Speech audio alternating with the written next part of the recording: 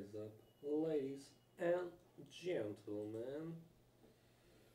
We're live from UFC 220, the first pay-per-view of the year, featuring probably one of the greatest matchups in UFC heavyweight history. The force of nature called the Predator, Francis Ngannou, going up against Stipe Miocic. That is going to be the main event, followed up by Daniel Cormier, who got the title back from Jon Jones due to a USADA violation. Him facing Volkan Oezdemir as the co-main event for the light heavyweight championship. These are the two featured bouts for today, but the main card has just begun, and already by the time I could set up, come back from office and get this shit rolling, we had the first finish of the main card in the first fight itself. Thomas Almeida getting defeated by Massachusetts' own Rob Font. That has been the update from the main card. Second round TKO finish for the Boston native. Great beginning to the card. Hopefully the audio is crystal clear. The next fight is going to be Gian Villante versus francimar Barroso in the UFC 205 division. Once again, welcome to the listeners early into the stream. Thank you very much. Hopefully the audio is clear. Gian Villante is 32, Barroso is 37. Villante 6 feet 3 inches, will have a 1.5 inch reach advantage and a 1 inch height advantage approximately, compared to francimar Barroso's having a 6 inch reach for the number 15th ranked light heavyweight fighter in the UFC's division. Bruce Buffer, as usual, doing the introductions. 19 wins and 6 losses, with 1 no contest. Fighting out of Rio de Janeiro, Brazil, is francimar Barroso. He is the plus 115 underdog, so that should be really interesting to note. He's doing the Hulk Hogan pose as his introduction. And we have Gian Villante, whose record is 15 wins and 9 losses. So that would be really interesting to see why he's been picked as the favorite, even though his record is a little deficient. He is the plus 145, sorry, the minus 145 favorite for this particular fight. The referee is Steve Rita, and the ring girl is Luciana Andrade from Brazil. Beautiful women for beautiful Brazilians. Once again, thank you for all the listeners who have joined in. Almost near 500 subs. And due to the recent changes to the YouTube partner program, I don't think I will be able to monetize this video, but who gives a fuck? We do it for the passion anyways. And we break down fights as technically as possible. Gian Villante opening up with some pressure to the right of Barroso. Barroso does have good taekwondo, good connection by Gian Villante at the beginning, right hand, to open the fight. Hopefully the audio is clear. If somebody could confirm that, we could get this thing rolling. Leg kick missed by Gian Villante, the teammate of former UFC middleweight champion Chris Weidman. Barroso, though, looking a little tentative. Oh, good connection by Gian gets the attention of Barroso. Right hand once more. Barroso just feels a little intimidated. Oh, good uppercut by Barroso, though. Back and forth action. I will give you a link to watch all the highlights of the finishes of the fights which did happen. Thank you very much. F-Man, hello. Gerald Fushi, thank you very much for joining into the stream. Really appreciate it. One more overhand right by Gian Villante. Whizzes past Barroso. Barroso is a Brazilian Jiu-Jitsu black belt, not to forget. But Gian Villante has Division 1 wrestling. Good uppercut by Gian. Wobbles Barroso early. This is the second fight of the main card. Piling on the pressure. Barroso has to get out. He's doing the same mistake as JDS did against Stipe Miocic, getting himself backed up towards the cage is not good for a forward moving fighter as Barroso. But Gian Villante resets back to the center. 3 minutes and 1-0. 3 minutes remaining. If you want to sync this up with us, this is round 1 of a possible 3. Some great finishes have been lined up for you, and I will share the link at the earliest possible. Do stay tuned to the channel. The channel's name is MMA Live. We've been doing this from almost 6 months, I guess. Though I don't do this full time, trying to put in as much effort as possible. So do appreciate a sub or a like. Black trunks for Villante, who's still piling the pressure, but Barroso is recovering slowly and trying to get some offense going, but he's not from a striking background. Oh, good jab though by Barroso. In case you want to watch the fights live with us, I will also tell you the channels on cable. Oh, good connection by Barroso. But Gian comes back with a kick of his own. Barroso's really inactive, getting his back to the cage. He has to get some forward movement going in. 1 minute 45 seconds remaining. Gian is cool, not trying to overextend, but these are single shots landed by Gian Villante, so it's not going to do a lot of damage. Thank you very much, Gerald Fushi, all the way from Dubai. Really appreciate it. Spinning back fist does not connect for francimar. Gian Villante has been coached for the very first time by Chris Weidman entirely this camp because of some medical or other reasons for their head coach. Barroso is not engaging in the exchanges. Villante has to step in for the kill. 1 minute remaining in round 1. Barroso trying to go to the body. Good leg kick by francimar. Gian Villante still keeping the pressure up in spite of that. Thank you to all the 13 listeners who have joined into the channel. Back and forth action late in the round. 35 seconds remaining. Leg kicks are working for Barroso, but Gian Villante pulls one out of his bag himself. I do not know why Barroso keeps going back. It's like see how far I am now? In terms of movement, you have to move forward. Otherwise, you will not be scoring points in the eyes of the judges. Good straight by Gian Villante. At least go for a takedown, dude. Come on. francimar. Oh, back and forth, swinging for it. Last 10 seconds. And the round comes to an end. Woo! And as promised, here is the link to watch the highlights of the knockouts which happened today. I'm putting it in the comments section. So please feel free to join into the action. Do watch it.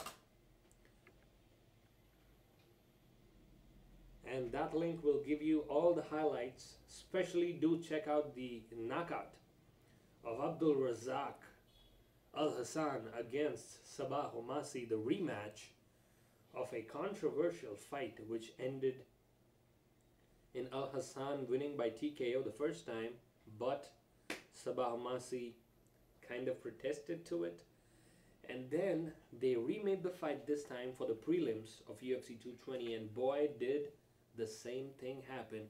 Uppercut from hell by the dangerous Abdul Razak Al Hassan, one of my favorite fighters who are coming up the ranks. Do check him out. You might be asking, why am I not showing the actual highlights on my stream? Because I do not want to infringe on the content created by somebody else. Just want to keep it ethical as much as possible. Round 2 begins. 4 minutes 50 seconds on the clock. Gian Villante, as usual, pressing the action.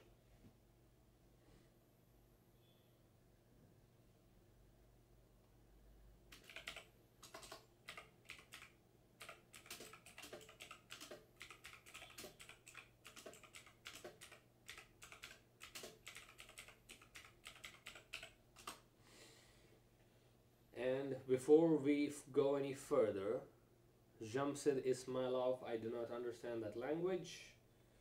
Please do specify your question in English. I would be glad to answer. Over the top by Gian Villante. Good left hook. Staggering Barroso back, but he's still not doing much. Probably looking for a prayer is francimar Barroso at the moment. 3 minutes 50. 3 seconds remaining. Good left hook though. Oh. Stoppage in the action. Low kick to the groin area by Gian Villante. The referee rules it inadvertent. So he will be getting up to a maximum of 5 minutes to recover from this predicament right in the nutsack, as they say. But Barroso's back and looking angry as he's pressing forward suddenly, but Gian Villante takes back the center of the octagon. 3 minutes and 30 seconds remaining. High kicks attempted by Gian, but he is gassing out significantly. I can already feel it. So Barroso might be looking for an opening. These are single shots that Villante is landing. No combinations by either fighter. This is not a top level fight to break down. So I apologize to the listeners for not giving you technical breakdown, but suddenly they engage in a fist fight against the cage, but straight right connects only for Gian. Barroso wants to go to the body again, but a jab will not diminish the cardio of a trained martial arts fighter like Gian Villante that much. So he keeps moving forward. As we are speaking, 3 more fights lined up for you guys. Hurricane Shane Burgos is coming up next after this one. And after that we would have Daniel DC Cormier, who would be defending his UFC light heavyweight championship, which was handed over to him because John Jones failed a USADA test following his fight in UFC 216, I believe. Oh, good connection by Jean though, but significant gassing by both these gentlemen in round 2 itself. Oh, good left hook. Barroso's wobbly. Jean feels it as he moves in for the kill. Right hook over the top, followed by left. Barroso still swinging and praying. UFC 221 will be live from Australia. Luke Rockhold and Yoel Romero. That will be February 10th. Well, ladies and gentlemen, so do join me for that pay-per-view also. Gian Villante has had a game plan this fight. Slowly ramp up the action towards the end of the fight. Oh, connection by both men. Barroso tagging Gian with a good uppercut.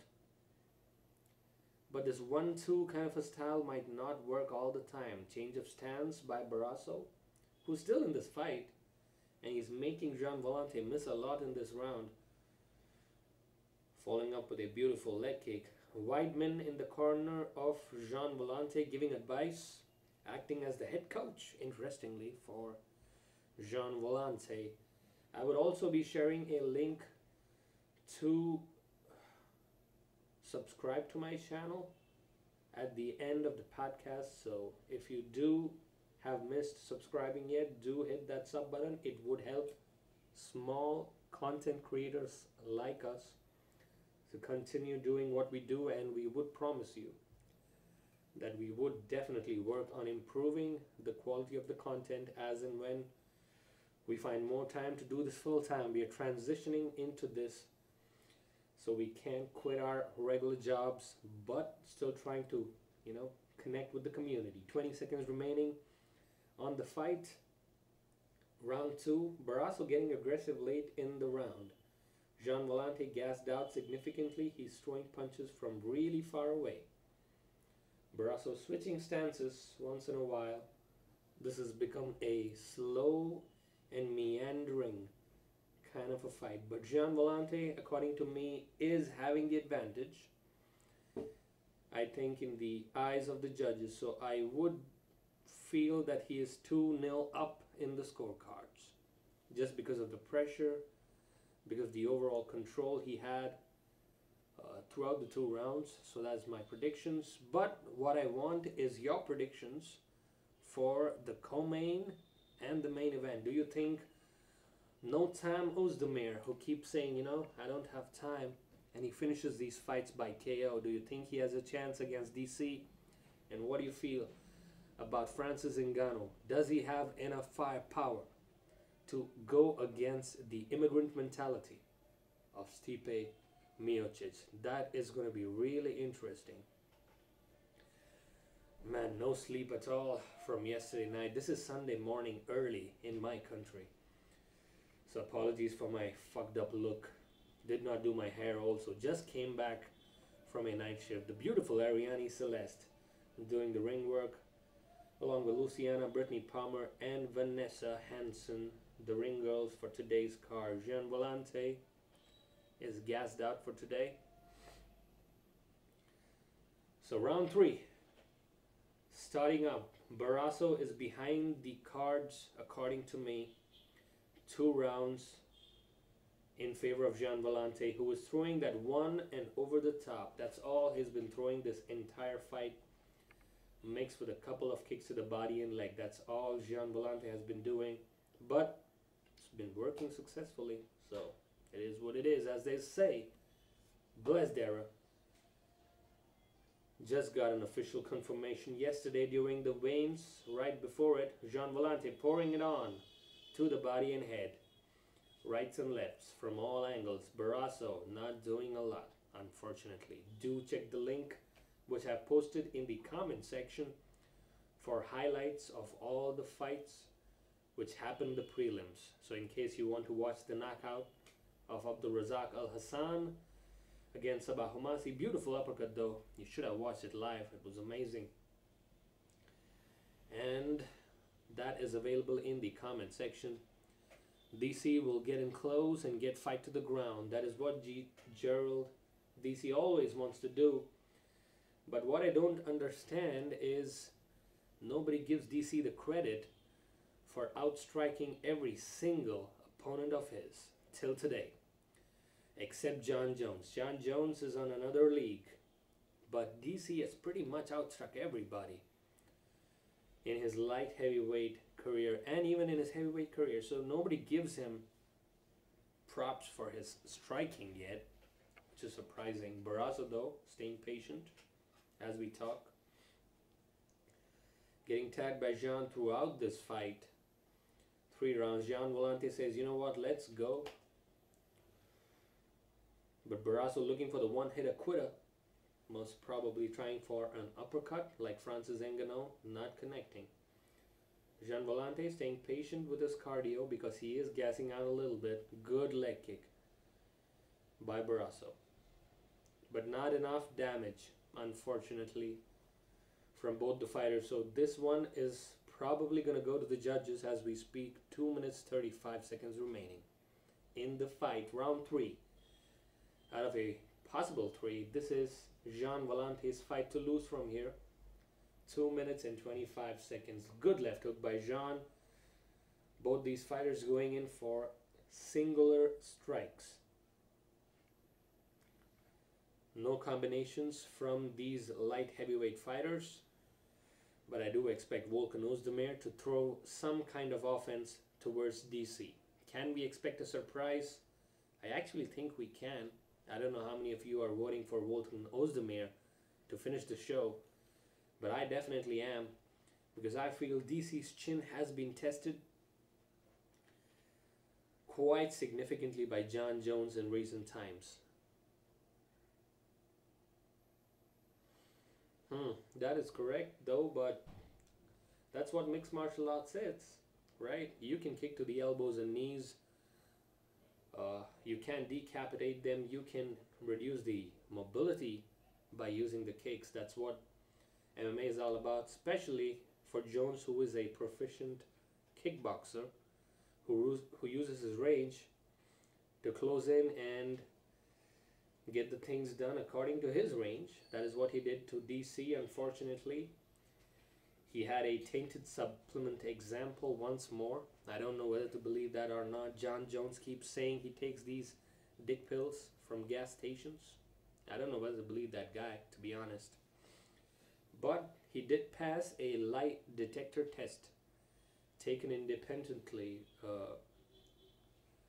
by him in Albuquerque, New Mexico recently. So this one's going to come to an end pretty soon. The saga of Jon Jones and DC, will they fight a third time? I don't know, and I don't want to see that because DC will get starched once more.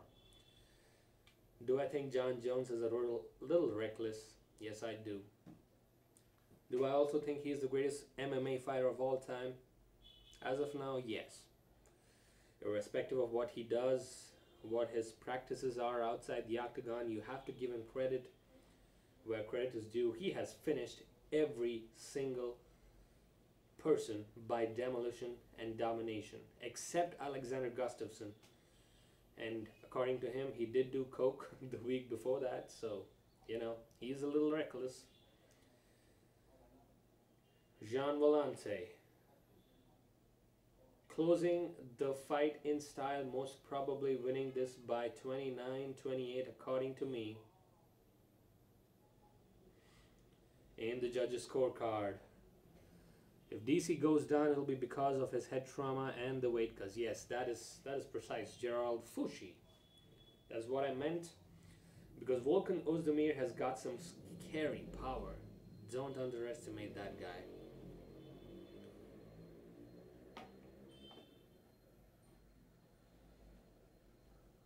So,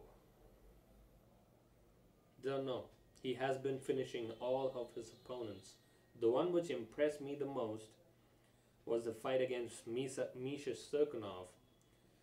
I wasn't impressed by, you know, his fight with, what was that guy? Forgot. This one could be a close fight if the fight metrics is to be checked. A cheat. Okay, so let's run this back. Gerald Fouché. Let's run this back. Jon Jones was suspended for cocaine prior to his UFC 187 fight against Daniel Cormier. They did not fight, and then when they did fight the first time, he was suspended not for any drug. He was suspended for a recreational drug, so that was okay. He won fair and square against DC the first time. No drugs involved, no performance enhancement, none of that sort. The second time they were scheduled to fight in UFC 200, he popped for the gas station dick pill. That is a weird argument because, you know, Anderson Silva had the similar argument, but if you look at Jon Jones's prior history, he's known to be a little reckless. But, you know, I'm not justifying anything here, but before that, he already beat DC by decision fair and square. So if we can't call him the GOAT, I don't know, for ethical reasons, yeah, maybe, but maybe I will reserve that judgment right after his test for his latest failure comes off officially. The official decision is Gian Villante, winner by unanimous decision. Or was it split decision? I don't know. Let's check.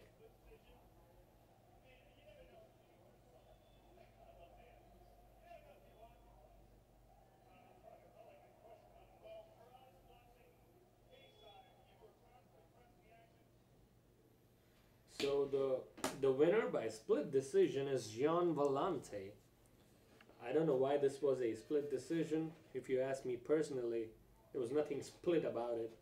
Gian Villante pressing the action throughout the fight and getting some good shots against francimar Barroso. So that's a clear-cut winner for me.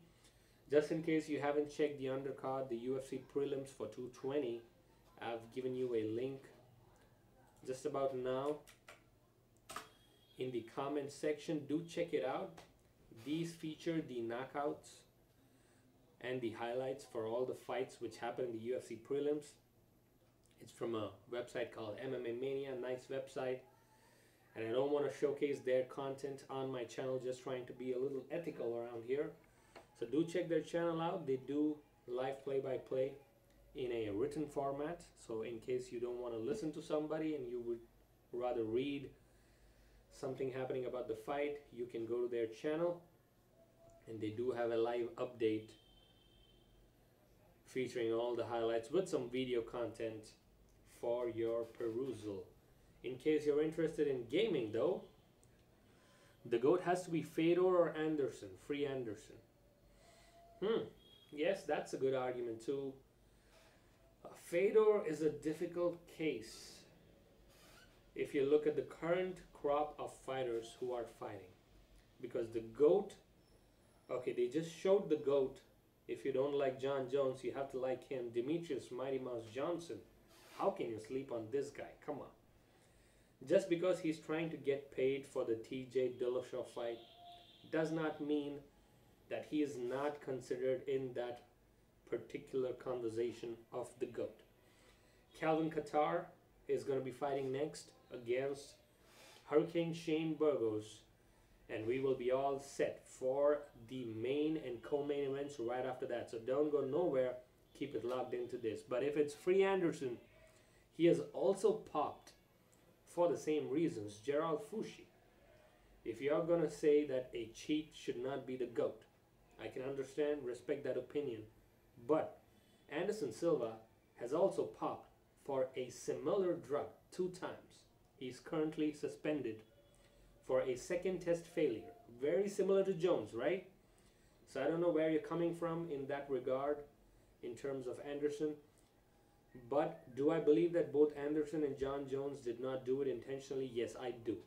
These are mixed martial artists, and I would like to believe that if the commission has suspended them for reckless behavior, this is the language which was given in the judgment by the California and the Nevada State Athletic Commissions along with the UFC. They said they banned them, both of them, for a year approximately for a reckless usage, not for intentional performance enhancement. Now I do agree that sometimes these things get a little fishy, but do I believe Anderson and Jon Jones are right up there? Yes. But if you want a clean fighter who has not done anything and he has finished a lot of his fights by devastating fashion, and I think that has to go to Demetrius Johnson, not Fedor Emelianenko, because DJ has only lost by decision, if I believe correctly, to Dominic Cruz, and one more fight very early in his career. So DJ is going to be my pick for the greatest of all time. Once again, thank you to all the listeners who did join into the stream. Just in case this is your first time, this is MMA Live, the channel where we break down most mixed martial arts fights as they happen. Live play-by-play, Fight Companion kind of a channel. We try to break it down as technically as possible. They are showing the preview for next week's UFC Fight Night, Jacare versus Brunson. Jacare been out for a long time actually after his fight with Yoel Romero, I believe. And I think he did fight one more time, if memory serves me correctly. So that fight night is going to be on January 27th. Jacare Souza, Derek Brunson, Dennis Bermudez versus Andre Touchy-Feely, Jordan Rinaldi versus Gregor Gillespie. That's an interesting fight. Gregor Gillespie is a dark horse according to me in that division. And Drew Dober versus Frank Camacho. These are the fights to watch next week. Fedor beat Big Nog. Oh yeah, that is right. Unfortunately, I don't get Bellator in my country. So please do point our listeners to any links which you can get. Dazed, long-time subscriber to the channel. Welcome, brother.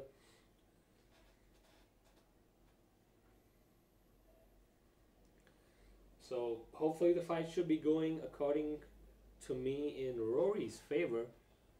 And we do have Chael Sonnen versus Quentin Rampage Jackson in Bellator. So let me quickly check that up, because these two fights are happening simultaneously, these two pay-per-views. I'm only able to concentrate on UFCs. So thank you, Days, for reminding us that competition does exist in this world. So I'm going to kind of type with one hand unsuccessfully to get into the updates. Let's see what's happening there. But hey, Calvin Kattar, Shane Burgos is coming up. Hurricane Shane is undefeated in his mixed martial arts career. So really interesting fight. My pick is going to be Hurricane Shane by TKO or decision for the fight against Calvin Kattar. But remember, Calvin Kattar is the local fighter out of Boston, Massachusetts, where this fight is happening. So could be interesting. Let's see what has happened in Bellator 192. Michael Chandler versus Goiti Yamoshi. Michael Chandler defeats Goiti Yamoshi by unanimous decision, domination by Michael Chandler in that particular fight. Shane Cruchen versus Aaron Pico.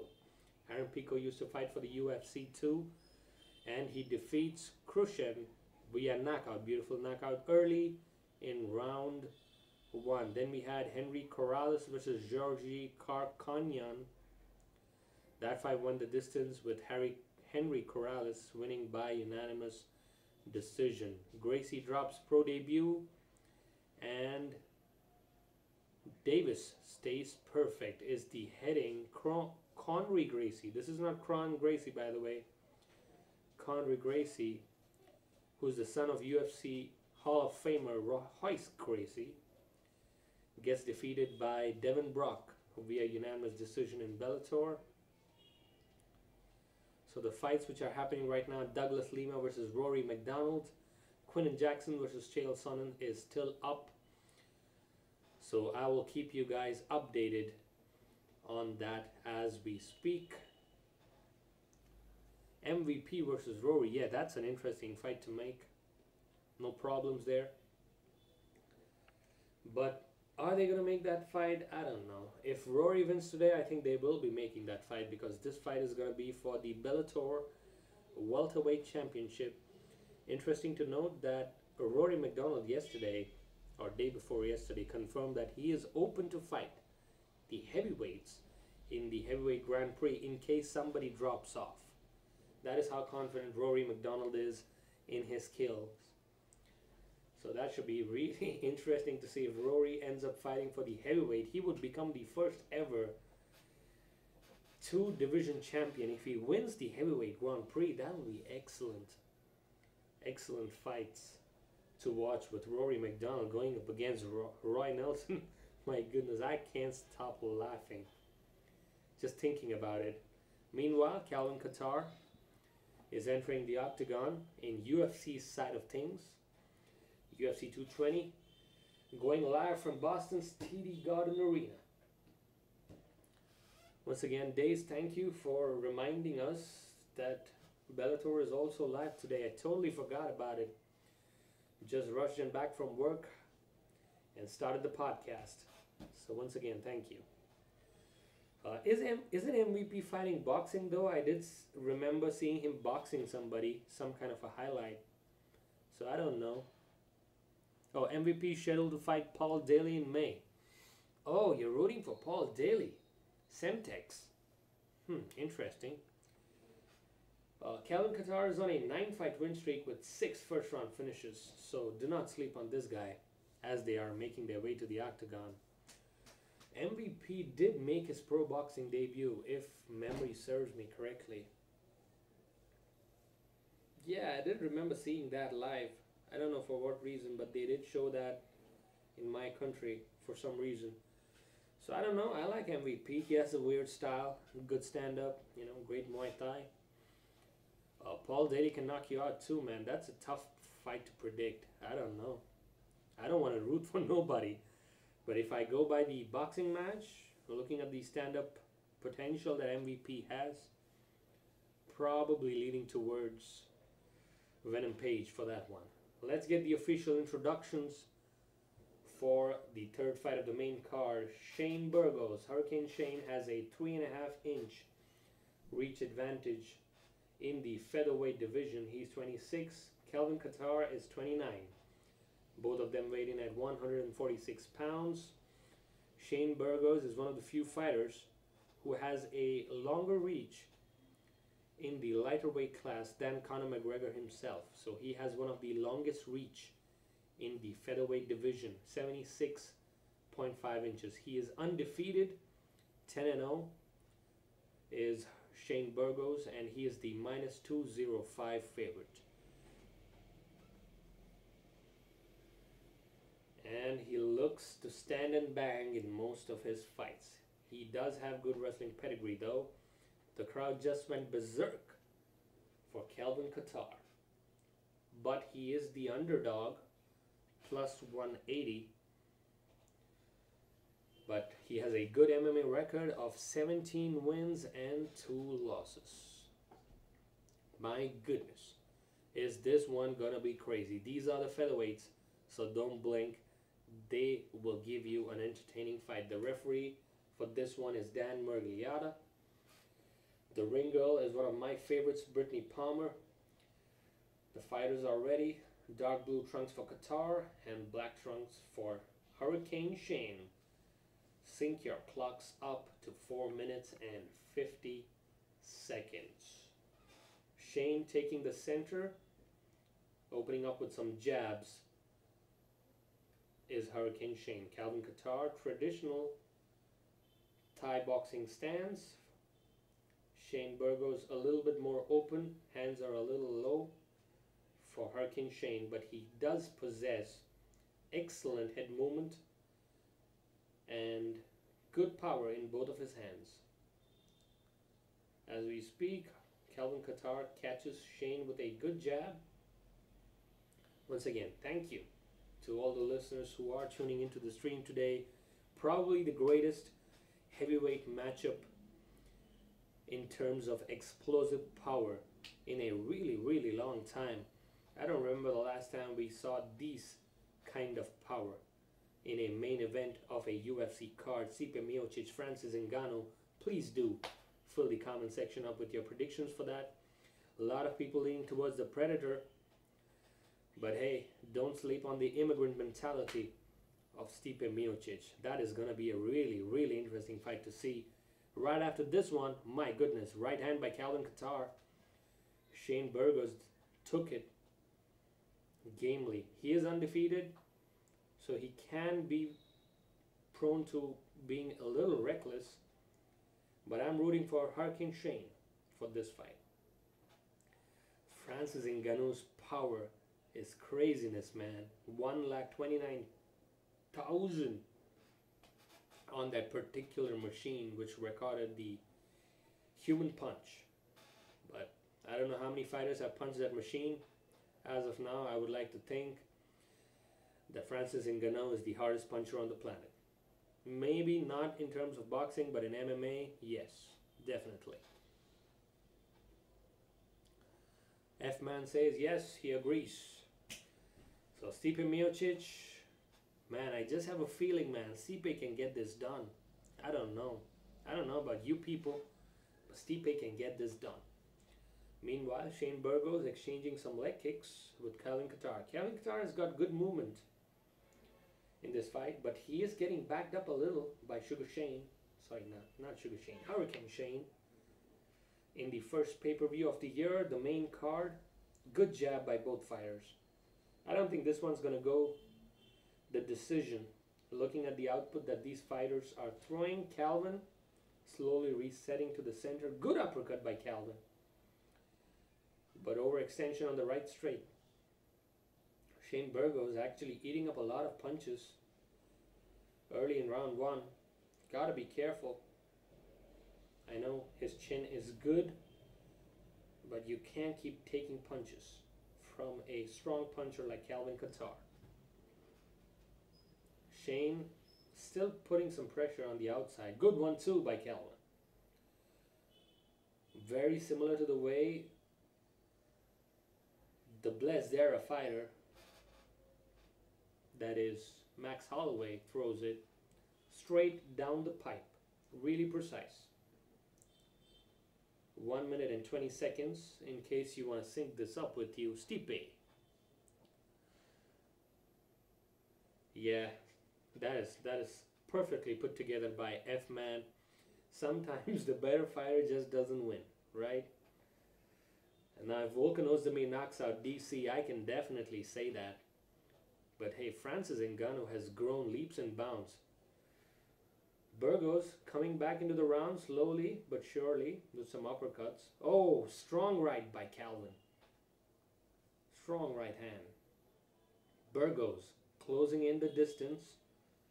But Kattar is aware of the same. Good punches to the body. Short punches.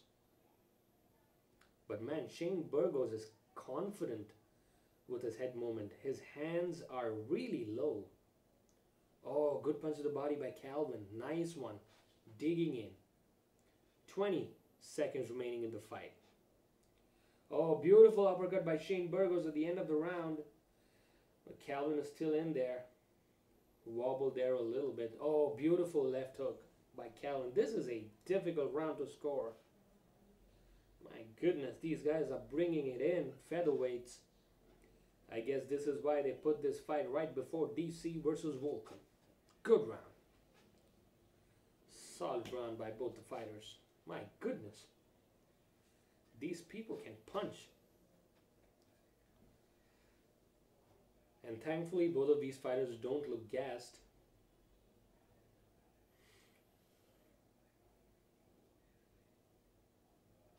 A really close round, man. I think Calvin might be leaning in front in the judges' scorecards a little bit, but Shane Burgos came back pretty strong later in the round. I thought Shane might go for a takedown, but he didn't. Real close round, people, real close. I don't know which way this is gonna go, but I'm guessing that Calvin Kattar might be in front because this is happening in Boston, which is his hometown. Sugar Shane ate a strong upkick from Calvin in that round, so you gotta be aware of the fact that his chin has been tested a little. Can this be the first defeat of Hurricane Shane? We gotta wait and watch. Black trunks for Shane Burgos, blue trunks for Calvin Kattar. Undefeated Shane Burgos getting lit up with jabs early in round 2. 2 jabs already landed. Good comeback by Shane with an uppercut. Nice head movement by both the fighters, but Shane's hands are a little low for my liking. He's getting hit with a lot of jabs. He does trust his instincts, but he is getting lit up with a lot of jabs in this fight. Calvin is staying with the fundamentals. So he is scoring points in the judges' books. But Shane Burgos can knock you out any moment. It just takes one, as they say. Even in the featherweight division, it just takes one. Calvin Kattar staying patient though. Working the jab. Shane has to go into some other form of aggression. He's just taking too many jabs from Calvin's hands. Even though the head movement is on point, he is eating a couple of those. Shane has to throw more output. Good leg kick by Calvin on the inside. This seems like nobody's going to go to the ground on this one. Oh, good punch to the body by Shane Burgos. Yes, as we speak, a low single by Calvin, but he abandons it. Yeah, good defense by Shane. That low single was pretty deep. Oh, good one too by Shane. Looks like Shane gets active in the later part of the round. 3 minutes remaining in round 2 out of a possible 3. Eats one more jab from Calvin. Oh, the nose of Calvin Kattar is bloodied up for some reason. Oh, this will make the breathing really difficult. Shane Burgos, man, pa-pa-pa, to the body, to the head. Really fast hands by Shane. Good connections overall. I don't know who's the better fighter amongst these two. I feel Shane is a little bit. And looking at Calvin's output, it is decreasing after that bleeding to the nose. Oh, good one over the top. Shane Burgos getting some damage in. Oh, right hand over the top. Shane Burgos, the output is overwhelming it. Oh my God, good one to the body. Calvin Kattar is getting overwhelmed suddenly. Got to get back his bearings. Got to throw that jab. That's what's been working for him throughout the fights. Oh, good one to the body once more by Shane. Digging in. Ooh. Nice combinations by Shane, man. Come on. Come on. Oh, to the body once more. Calvin Kattar is in trouble. Okay. Moves away. Oh, 1-2. Comeback by Calvin. His nose is broken, I guess. He is having difficulties in breathing. Shane Burgos lighting him up later in the round. Calvin. Oh, good push by Shane. Calvin got to be careful. Shane can throw a jumping knee at any moment.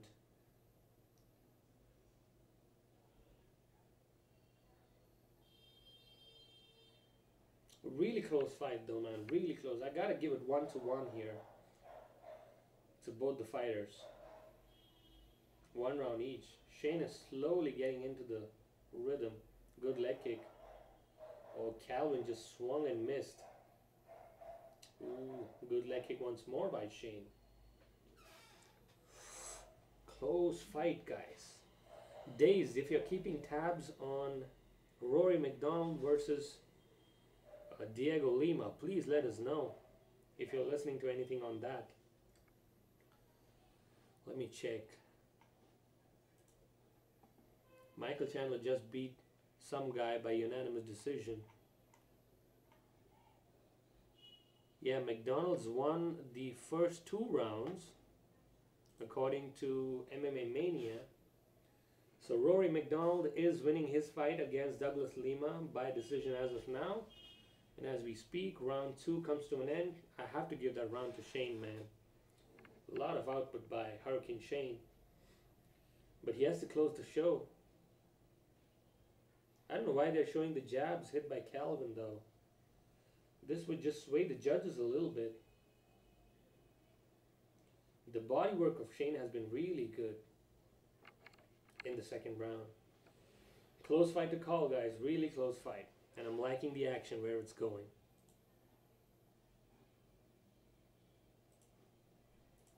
So looks like 2 rounds in the books for Rory McDonald in Bellator 192. The pay-per-view which is happening from, I don't know, maybe Las Vegas. Which also has Chael Sonnen versus Rampage Jackson, man. That's going to be an interesting fight. The heavyweight Grand Prix is happening in Las Vegas. Yes. Okay, round 3. I think they're going to stand and bang in this one. Just like Max Holloway does, you know, point to the center and stand and bang. Good leg kick by Shane. I don't want the judges to be swayed, man. I just don't want the judges to be swayed because Calvin is a local fighter. Calvin is missing much more. Oh, good right though. Oh my goodness. Woo! Calvin Kattar. Beautiful uppercut. Woo! Back and forth. Referee's close to stopping the fight. My goodness. Oh my goodness. Calvin Kattar out of nowhere. Woo! Man. Whew. Well, let me explain. I got a little carried away right there. Right straight. Wobbles Shane Burgos. He comes to the front. Beautiful uppercut. Great combination. And he staggers back. One more from the left and then one more uppercut. If you remember, Alexander Gustafsson versus Glover Teixeira. Not very similar to that, but the uppercut style, you know, where you pop, pop, pop, pop, pop, and boom. The uppercut landed. and Shane Burgos was in all sorts of trouble. A couple of ground and pound. I think they should have let the fight go because Shane Burgos was recovering. A little controversial from Dan Miragliotta, but man, that connection was solid. That right connected and boom! That uppercut was deadly. One more and he falls back and boom, boom, boom. 1, 2, 3, 4, 5, 6, 7. Yeah, I guess it's okay. I thought that was not a good stoppage when I first saw the fight, but hey, it's a good one, man. Take my words back. That's a solid stoppage. Lima's making a comeback. Okay, interesting. Whew, great finish, man. Great finish. Rob Font feeling excited.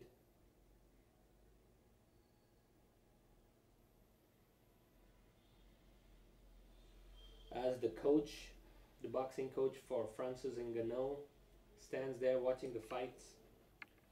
Calvin Kattar, man, I don't know whether that was a serious stoppage, but it is what it is.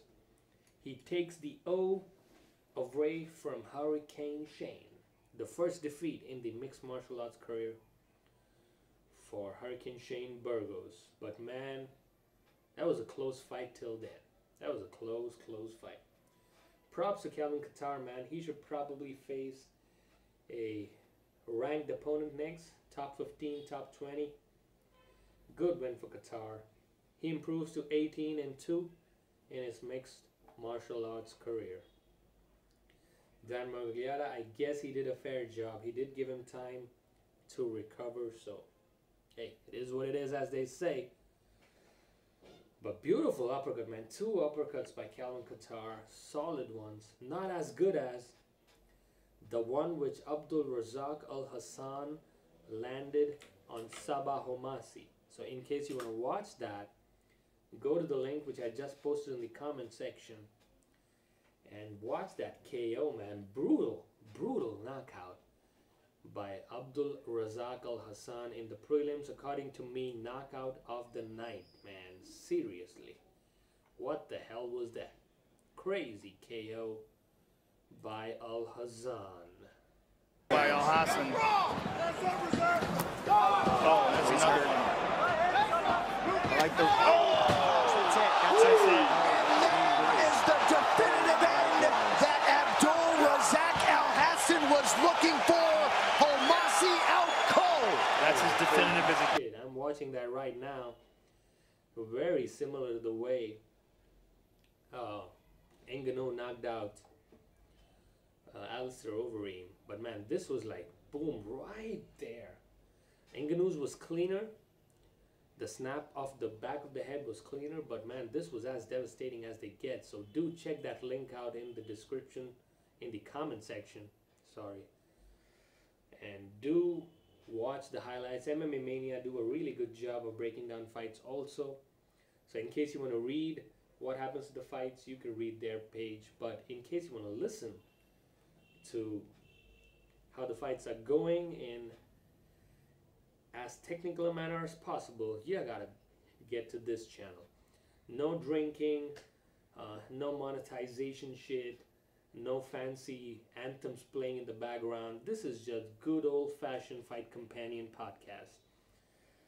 Inspiration from Joe Rogan, as usual. Thankfully, he's doing the live commentary in UFC 220 because anyways, nobody watches my channel. But if you are, I think you do like the content. Do leave a like and maybe sub to the channel. And if you're interested in gaming, UFC 3 is launching. EA Sports UFC 3 live on February 3rd. It's going to launch on PlayStation 4 and Xbox One. So if you're a gamer, do check that out. It looks like a significant improvement from UFC 2 in terms of fighter movement and in terms of the way flash knockouts work. So really impressed with that particular game. UFC 221, the next pay-per-view is going to be from Australia between Luke Rockhold and Yoel Romero for the interim UFC middleweight championship because Robert Whittaker dropped out of that fight with Luke Rockhold because of an injury. So the Reaper is no longer on that particular card. But it is still a stacked card. Meanwhile, let us check with Bellator 192. Lima has won the 3rd round of a possible fight. So Rory McDonald versus Douglas Lima is happening right now with Bellator 192, followed up with Rampage and Sonnen. It will be really interesting to see who gets the welterweight championship. Can Douglas Lima retain? Looks like Rory McDonald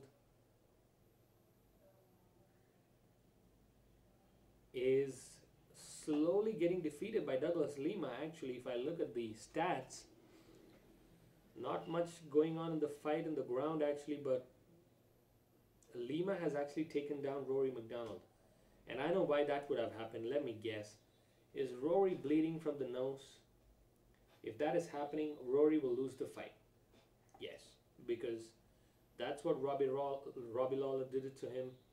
He has insane cardio till the time his nose breaks. Just like normal human beings, he's prone to getting his nose broken a lot more frequently than normal human beings. So 2-1 for Rory McDonald in their title fight in Bellator 192, which is happening, I think, in Las Vegas, if I'm correct. After this, we will have Chael versus Rampage. I really didn't like the way Rampage looked during the weigh-ins. He has put on a lot of pounds.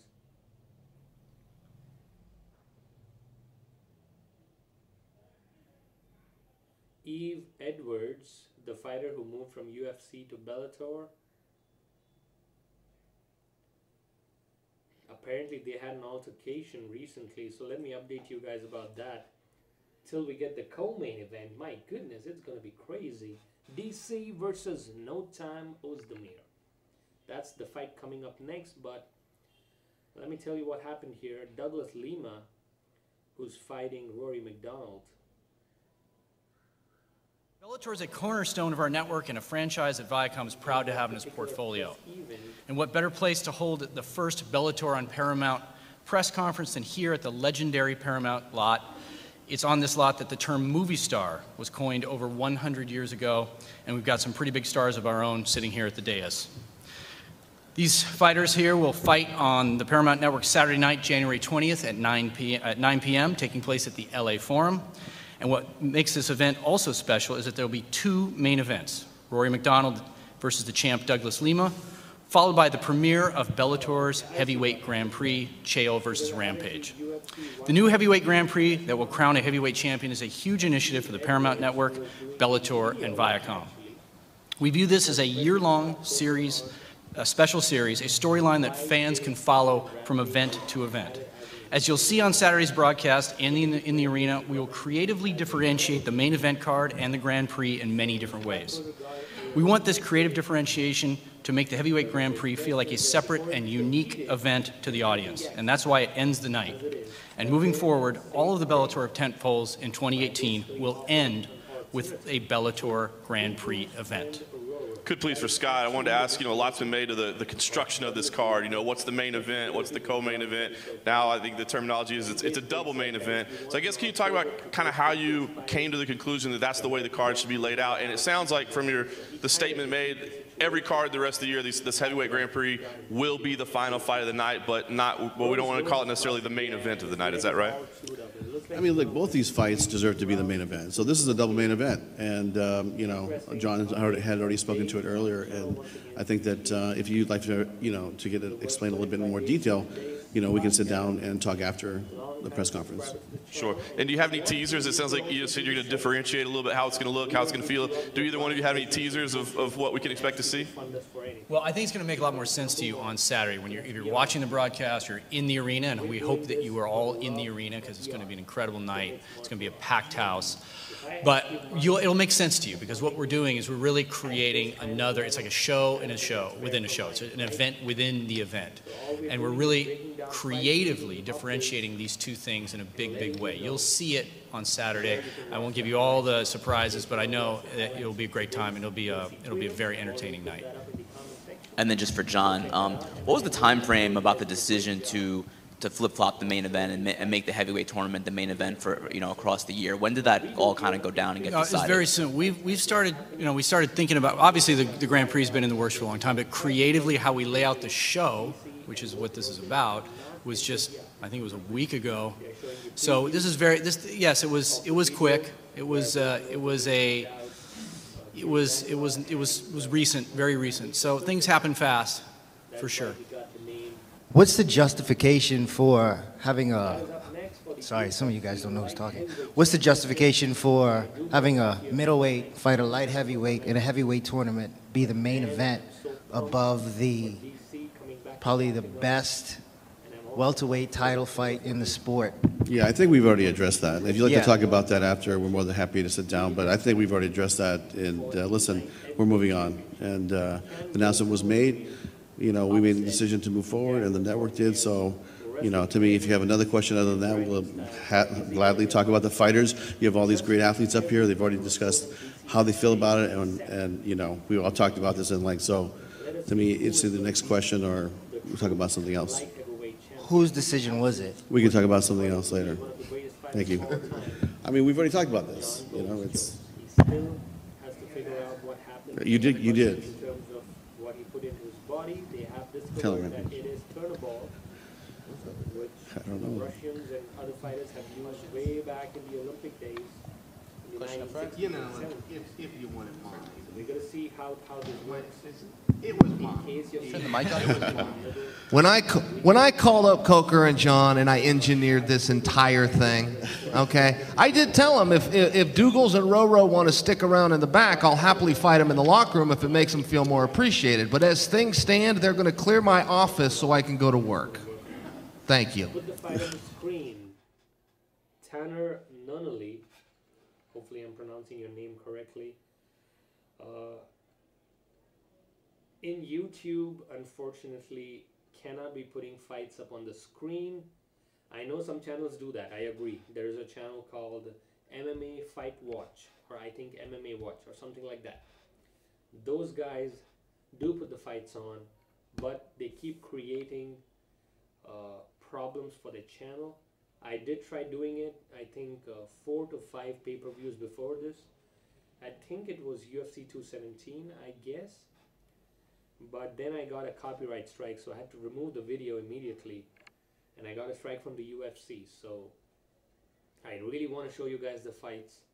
I really want to break down the fights as they happen. I can only do one of those, so I'm doing the latter.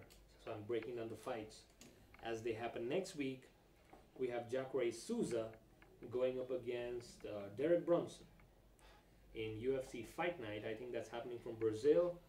So that's an interesting fight to watch, but not a lot of action in that particular fight night. But followed up in the month of February, we have 2 major events happening in UFC. One is the release of UFC 3, the video game, on PlayStation 4 and Xbox One. I'm really pumped for that. Rory won a unanimous decision. Thank you very much, Dazed, for the update, as expected. Gutsy work by Rory McDonald, man, on the last round. But hey, I think he won by 3 rounds to 2. Days, if you can confirm that. Rory McDonald just won the unanimous decision in Bellator 192. So he becomes the new UFC export who just won the first ever Bellator championship. The first UFC export to win a Bellator championship is going to be Rory McDonald. A lot of potential by Douglas Lima in that fight, but man, DC is all pumped up. Traditional style, running into the octagon, the king of the grind, and according to me, the second greatest light heavyweight fighter of all time, Daniel Cormier, is getting a lot more respect from the crowd these days. As I listen into this, a lot more respect from the crowd. Oh, Tanner Nunnally, yes, let's do that. People in the comment section, all the 23 listeners, let's do this. I'm gonna be picking a controversial one. I'm gonna be going with Volkan Oezdemir, just because, you know what, fuck it. I put money on Volkan. I know he's not as good as people think, but guys, let me tell you, if you can get hit by Rumble Johnson in training and come back to training every fucking day, I think you have got some guts inside you. So that is why I think this fight is going to be different from the fight DC had with Rumble Johnson. Because Rumble Johnson has never faced adversity. All he does, he knocks people out, and if somebody hits him back, he doesn't know what to do.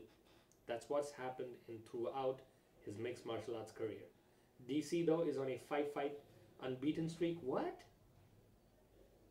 He just got beat by Jon Jones last... Oh, that was a no contest. Okay. He's a two-time Olympic wrestler.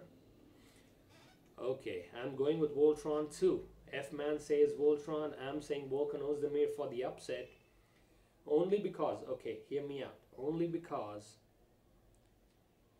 DC might be facing some kind of head trauma from his last fight. It's not really long from his last fight. If you guys remember, it's only been around 3 months. I don't think it's enough time for somebody to recover from a head injury so brutal. If you remember the way Jon Jones was pummeling the back of the head of DC in that fight, my goodness, it was crazy.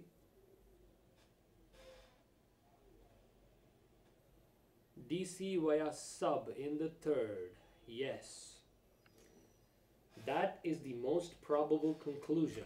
But if you want to bet, Volkan is a solid pick for this fight.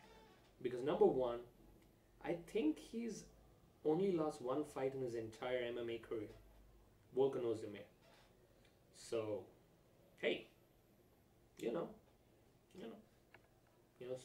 skeptical hippo eyes. And he has a 2.5-inch reach advantage and a 3-inch height advantage. So I'm not just basing this on my imagination. Plus, he's 10 years younger than Daniel Cormier. Okay, so hear me out, people. DC's 38, Volkan is only 28. Do you realize that? Now, is DC experienced? Yes. 70% of the time, most people will go to DC to get the submission by 3rd or 4th round. But I just feel, I don't know why, but Volkan Oezdemir might have it in him to get this done. I might go wrong, but who cares, man? It is what it is. It is what it is. 10 years younger, 3-inch reach advantage, 3-inch height advantage. This looks a lot like Jon Jones fighting DC, because Volkan is known to be a little rangy. Not as, as rangy as Jones, but, fuck it.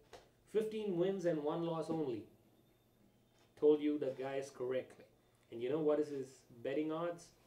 It is plus 260. What? Guys, he knocked out Jimmy Manuwa in 30 seconds. He knocked out Misha Serkinov in 25 seconds. This is that guy, okay? So you can't do plus 260 on him. I know plus 180, 190 is okay, but really, let's see how much DC is getting in as per the odds. 19-1. Oh my goodness, people are nuts. Minus 340 for DC. You fucking kidding me? Who's gonna bet on DC, man? Come on, if he loses, and let's be honest, that chin has been tested before. I know DC is good, but really, minus 340? Is Volkan so bad? He took a short notice fight with OSP and landed more strikes than Jon Jones could land on OSP. Don't forget that, okay? I don't know, maybe I'm a little too in on this Volkan Oezdemir hype, but these odds are so bad for this particular fight. I would not be putting money on DC and losing chunks But hey, is it a safe bet? I can understand. It's a minus 200 versus a plus 200. They touch gloves. Okay. So that's interesting. If this is going to end, this is going to end in the first 2 rounds. Otherwise, DC is going to grind this out. Here we go. UFC Light Heavyweight Championship. All the listeners to this scream, put your seatbelts on because this one is about to begin. Boom. Volkan immediately pressing the action to the center. DC with his traditional stance. Oh my goodness, Volkan is overextending. DC with good head movement. Oh, Volkan is swinging people, but he's missing. He's missing. If this is not good strategy by Volkan. Oh, the clinch did not work for DC. Okay. Oh my goodness. He cracked DC over the top. DC is back though. DC is back. Oh God, Volkan is swinging for the fences, man. Good leg kick by Volkan Oezdemir. My BP is so high. Woo. Good work to the body by Volkan. Volkan looking good. DC is smiling, man. DC is smiling like, what the fuck? What the fuck is this, Volkan? Volkan, seriously? And Volkan's like, respectfully, I'm going to punch you in the face. That's what Volkan Oezdemir is trying to do. But man, if he lands... Oh my goodness, good connection by Volkan. Oh, in the clinch, in the clinch. Strong in the clinch. Volkan is really strong in the clinch. I am surprised that DC did not go for a takedown, man. Ooh, this is surprising people. Volkan kind of shrugged DC off. DC is known to be the king of the grind, man. Come on. DC, what are you doing? Don't strike with him, man. Yeah, Volkan is smart, man. Volkan is smart. He's moving away. Yeah, he just wants to land that one-hitter quitter. Oh, good left hook by Volkan. Yeah, good angles by... Oh, what good punch by DC. DC coming back. He wants to go in too. Oh, single leg faked. Beautiful by DC. Wants to go into that clinch. Oh, over the top. DC takes it. DC takes it, man. DC can take a punch. Volkan might be putting himself in trouble in later rounds if he throws so much output. Good left hook by Volkan again. But DC just takes it. My goodness. Who's this guy? Jabs exchanged by both gentlemen. But DC's in this, man. I think Volkan might get knocked out in this. If he misses and DC connects, Volkan's going out. His legs are like, not stable. It's craziness. Yeah, I'm probably going to bet that. But I can't open the site right now because this one's too interesting to watch. Fuck that money, man. I want to watch this fight. Volkan Oezdemir is surprisingly holding his own against DC in round 1. Okay, I knew a lot of people doubted him, and this is why I picked him too. He's not bad, okay? DC is always having that tentativeness, man. If you remember, he got head kicked last time by John Jones. So whenever Volkan is faking his legs, DC is like, ooh, should I come in? Should I come in? So DC is, he's not going for the takedowns. But Volkan's gassing himself out, man. Seriously. He cannot be throwing so much output. He looks a little gassed already. Whew, my goodness. Great round for Volkan till now.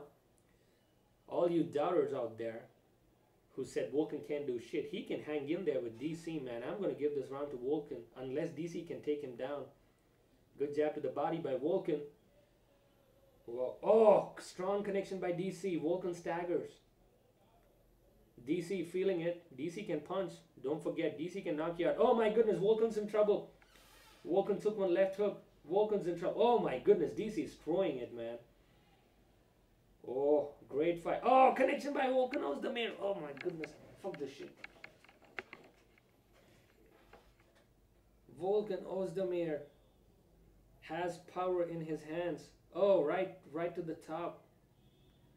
DC want to clinch. DC want to clinch. Volkan's like, you know what? Fuck this. He's going away.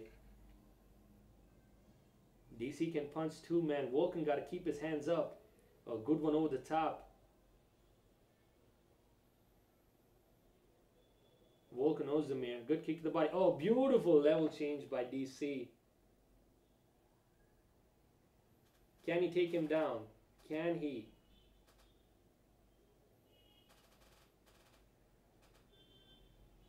Ten seconds remaining, and he gets the single. DC at the end of the round gets the single. Oh, gives up his back. Volkan Oezdemir. Is it in?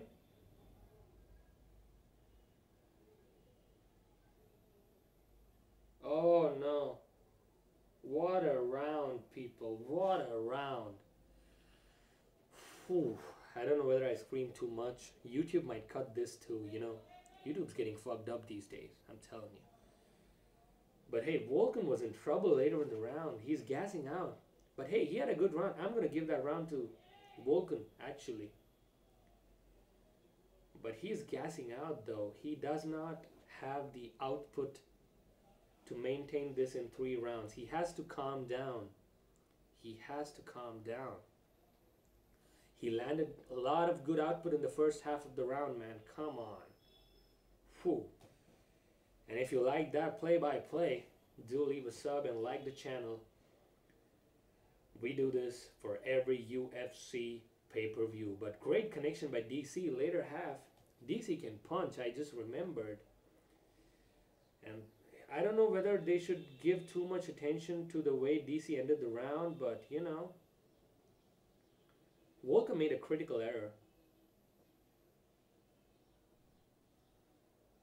Round 2, here we go. Sync this up. 4 minutes 55 seconds. Volkan Oezdemir has to calm down. This is the second round, and this looks like DC might slowly be getting into the fight. Volkan has not knocked DC out. He was really close, but man, DC can take a punch. Beautiful jab by DC. Volkan is getting reckless. Oh my goodness, he tags DC. But DC takes it, goes to a single leg, and beautiful, beautiful, beautiful takedown by DC. Moving to mount, not looking good for Volkan. Oh no, he's giving up his back. No, no, no, don't do that, Volkan Oezdemir. I had a lot of hopes. Don't do what Rumble Johnson did. No, no, no.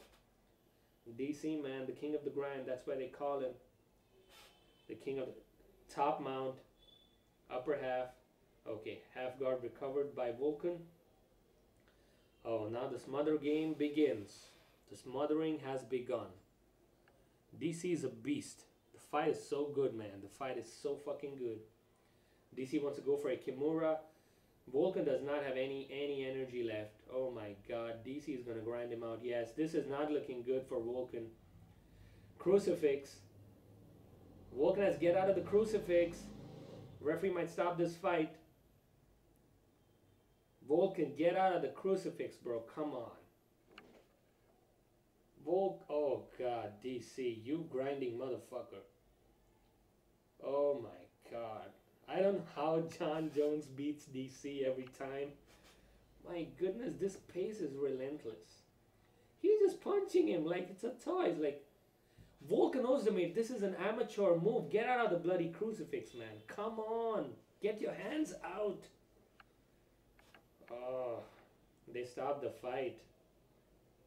They stopped the fight, guys. Fuck. Yeah, big fight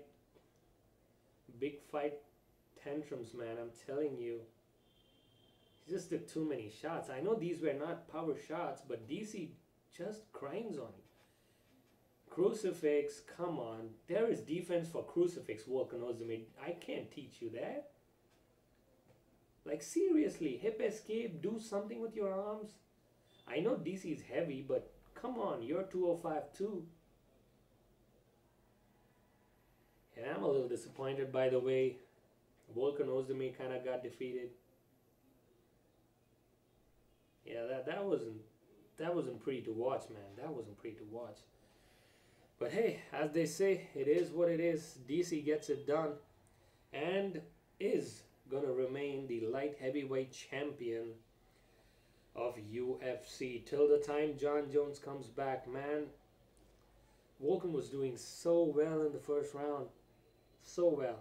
Every time Volkan hit DC over the top, He wobbled him, but DC was so aware of the situation that he went in for a low single immediately.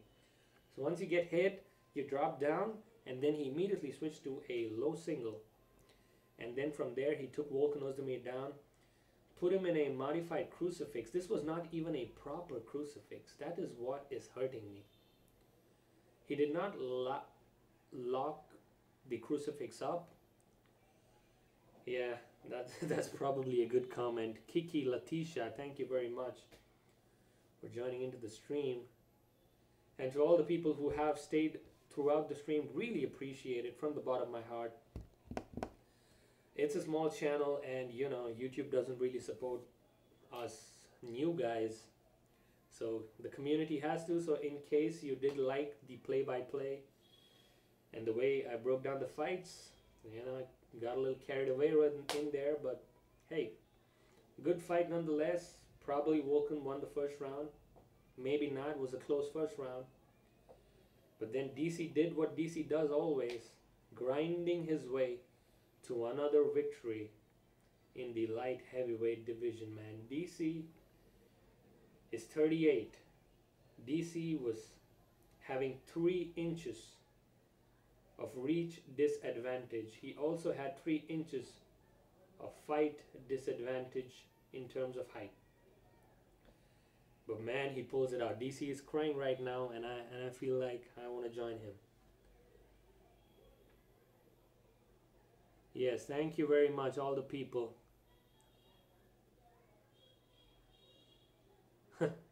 Top Cat, see, you gotta understand. Thank you, Sonjay Rogan. Yeah, that's the comment of the day. Sonjay Rogan in the house, babies. I don't know, DC is emotional. Maybe is he retiring? I don't know, but thank you for all the support in the comment section. Really appreciate it. Thank you, Kiki Latisha. Great words, thank you. Fuck both of our lives. You know whose life should be fucked right now? It's probably me. It's early Sunday morning. I just got back from work. I was working late on Saturday night. I didn't sleep. Look at my eyes. Look at this. Look at this shit. I didn't sleep. Barely got in 2 hours. And I wake up and I'm like already late to start the Fight Companion. And still you guys show me so much love every fucking pay-per-view and every fucking week. I don't know what to say. But it really touches me. I don't know. I'm getting emotional with DC right in here. But Joe Rogan's interviewing him. So let's see.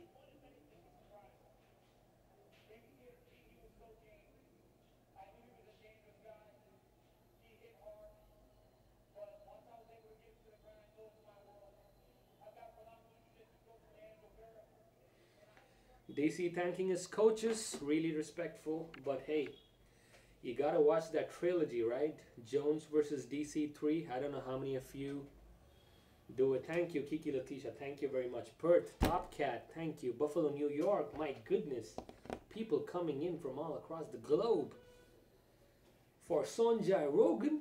Seriously? Thank you, man. Thank you. The community is what keeps me going, man. It's all of your love and support. But my blood pressure is a little too high. Joe Rogan is hugging DC. Hopefully they don't kiss each other. It's getting weird in the octagon. But hey, DC won. And we are all set for the most exciting main event featuring heavyweight fighters, according to me, in UFC history, right after Brock Lesnar versus francimar. I think after that, this is probably the most excited I've ever got for a heavyweight matchup. I know Stipe versus JDS was good, but you know, Stipe was always improving with that immigrant mentality. So you never know, man. Texas. Matt Say, thank you very much. Going to be a short one. Okay, prediction time. Prediction time.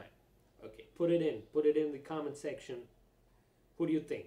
Is it Ngannou? Is it the most powerful punch on planet Earth? Or is it going to be the immigrant mentality? So your vote is immigrant mentality versus, what do we call Ngannou?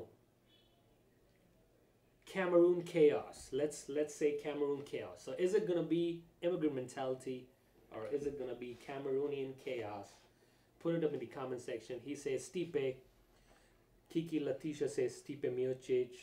What says Miocic second round KO? Okay, Days, are you still listening to this? Meanwhile, let me give you a quick update. Bellator 192 is happening. Okay. Rory McDonald is the new Bellator welterweight champion. Unanimous decision victory for him against Douglas Lima. So all you people who forgot about Rory McDonald, he is now the Bellator welterweight champion. The main event is still pending. Chael Sonnen versus Rampage Jackson. That is yet to come. And in case you want to watch all the highlights from UFC's prelim cards, I'm going to put up a link in the comment section. Stipe, 3 Stipes. Prediction, John Jones comes in here. Oh my goodness. Tanner Nunnally, if that happens, I'm going to strip naked on YouTube. I don't even give a fuck. And you're going to see my Sonjai Dong live on YouTube. That is what I will do if John Jones comes in round 2. I'd be shook too. Stipe is shook, Ngannou and new. Okay. Stipe is a G. Stipe by KO, dazed. If Ngannou beats Stipe, they need to create... Great comments in the comment section. Super heavyweight. That's what I'm talking about. And you know what? Ngannou will go there and be the first ever 2-weight world champion in 2 fights. If they create a super heavyweight, Ngannou will go right up there. And who's there? Let's see. Mark Hunt probably is there in super heavyweight. Antonio Bigfoot Silva. Frank Mir maybe is there in super heavyweight. Who else is there? Yeah, no one else in 265. Alistair Overeem could go up there, but he already got knocked out by him. Yeah, 245 weight class actually makes sense. Yeah, Michael Blackson by KO round 1. Who's Michael Blackson here, huh? Hey, okay. So let me put out the game plan for Stipe Miocic, okay? What is the game plan going in against him? The game plan is you go in there, hit him with some good shit, don't get hit, and come home with a pocket full of cash. That's what Stipe needs to do. But if he doesn't do this, Francis Ngannou is going to do this. Because if I hurt him, I wasn't taking his neck. What were you going to take? His soul. And this is the famous quote of the great UFC welterweight Robbie Lawler. You know, so these are the game plans for both of these guys. You moda socas, don't seize. You talking about my moda? What the fuck, man? Stipe gets hit flush too much. I think Francis too athletic for takedown and catches him. Okay, Giants would come in. Michael Blackson by KO. Stipe is a good counter puncher, yeah. So the game plans have been put forward by yours truly. So if Stipe doesn't hit him with some good shit and doesn't get hit, Francis Ngannou is going to take his soul. And with that soul, he will be taking the UFC Heavyweight Championship. And man, why can't they put that fight in already?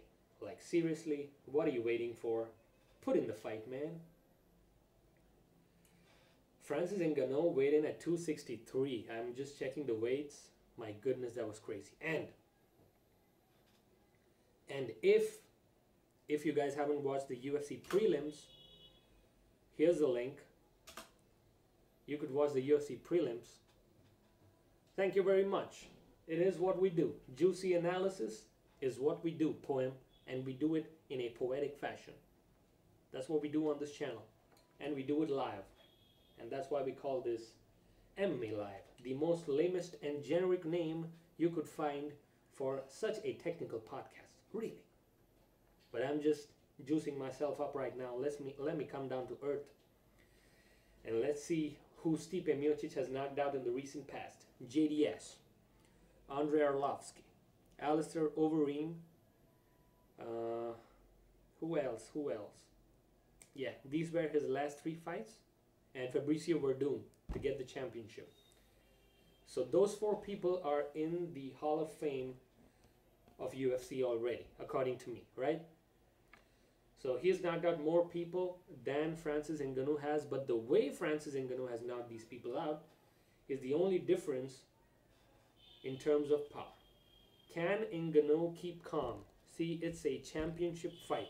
You saw what happened with Volkan Oezdemir, right? Volkan Oezdemir started out well and kind of, gassed himself out. And then DC took him down and grounded and pounded him, and it is what it is, as they say. But if Stipe Miocic can do the same, it's going to be an easy victory for the Croatian American. But Francis, can he be taken down? I haven't seen that from anybody except Curtis Blades. And Curtis Blades, when he took Ngannou down, he popped right back up and hit him with the right hand, and Curtis Blades' eyes was shut. So as Ngannou is making his way to the octagon, once more, I'm going to tell you the game plan for the UFC's predator, Francis Ngannou. This is what he needs to do.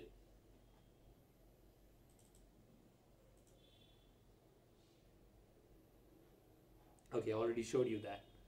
Let's say, can I show you something else? Yes, Francis Ngannou is. You drop your right hand all the time, buddy. So I was like, left hook all day long. The left hook that dropped Anderson, the left hook that won me this motherfucking world belt. Boom. You can call me Left Hook Larry from now on. There you go.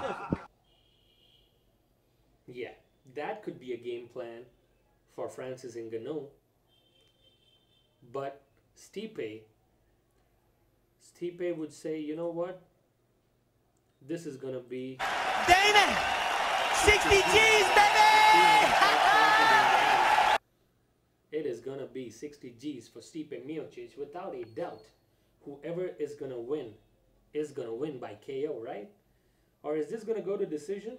Is anybody going to believe in Francis Ngannou's cardio? Is there anybody who believes in it? Oh yeah, baby. That hair is getting out of control. Let me put it back.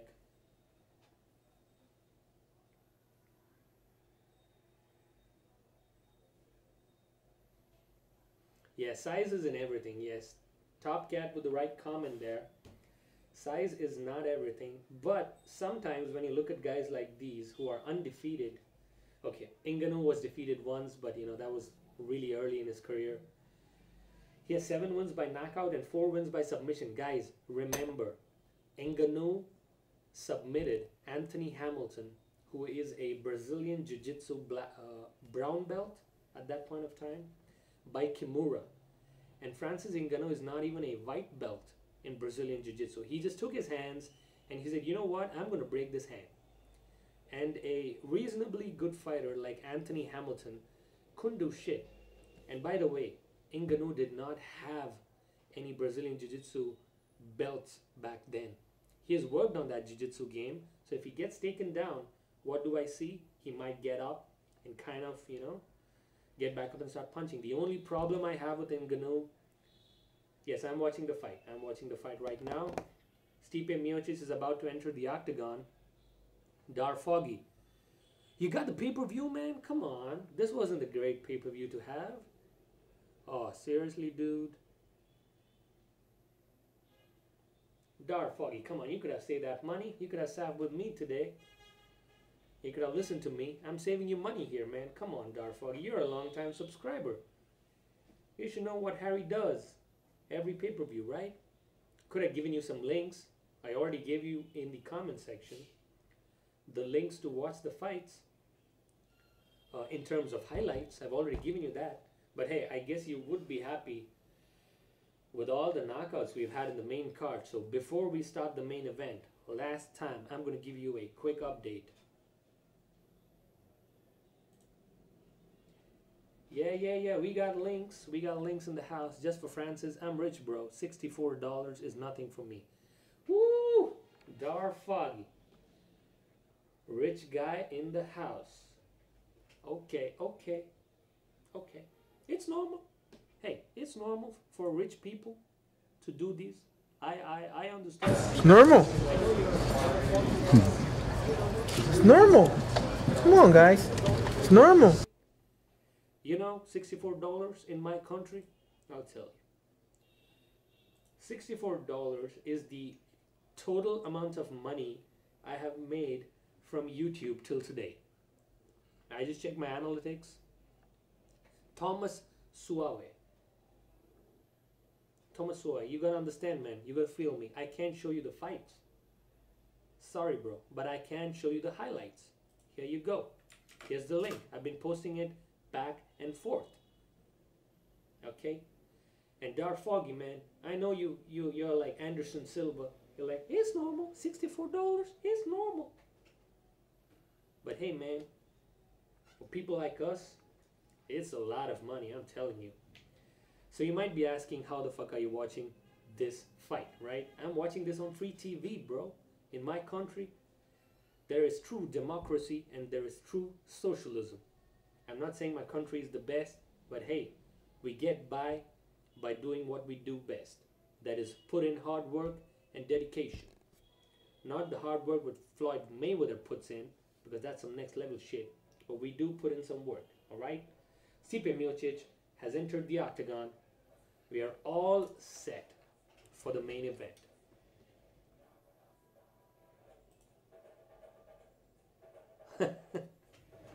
Top Cat, let's not get offensive.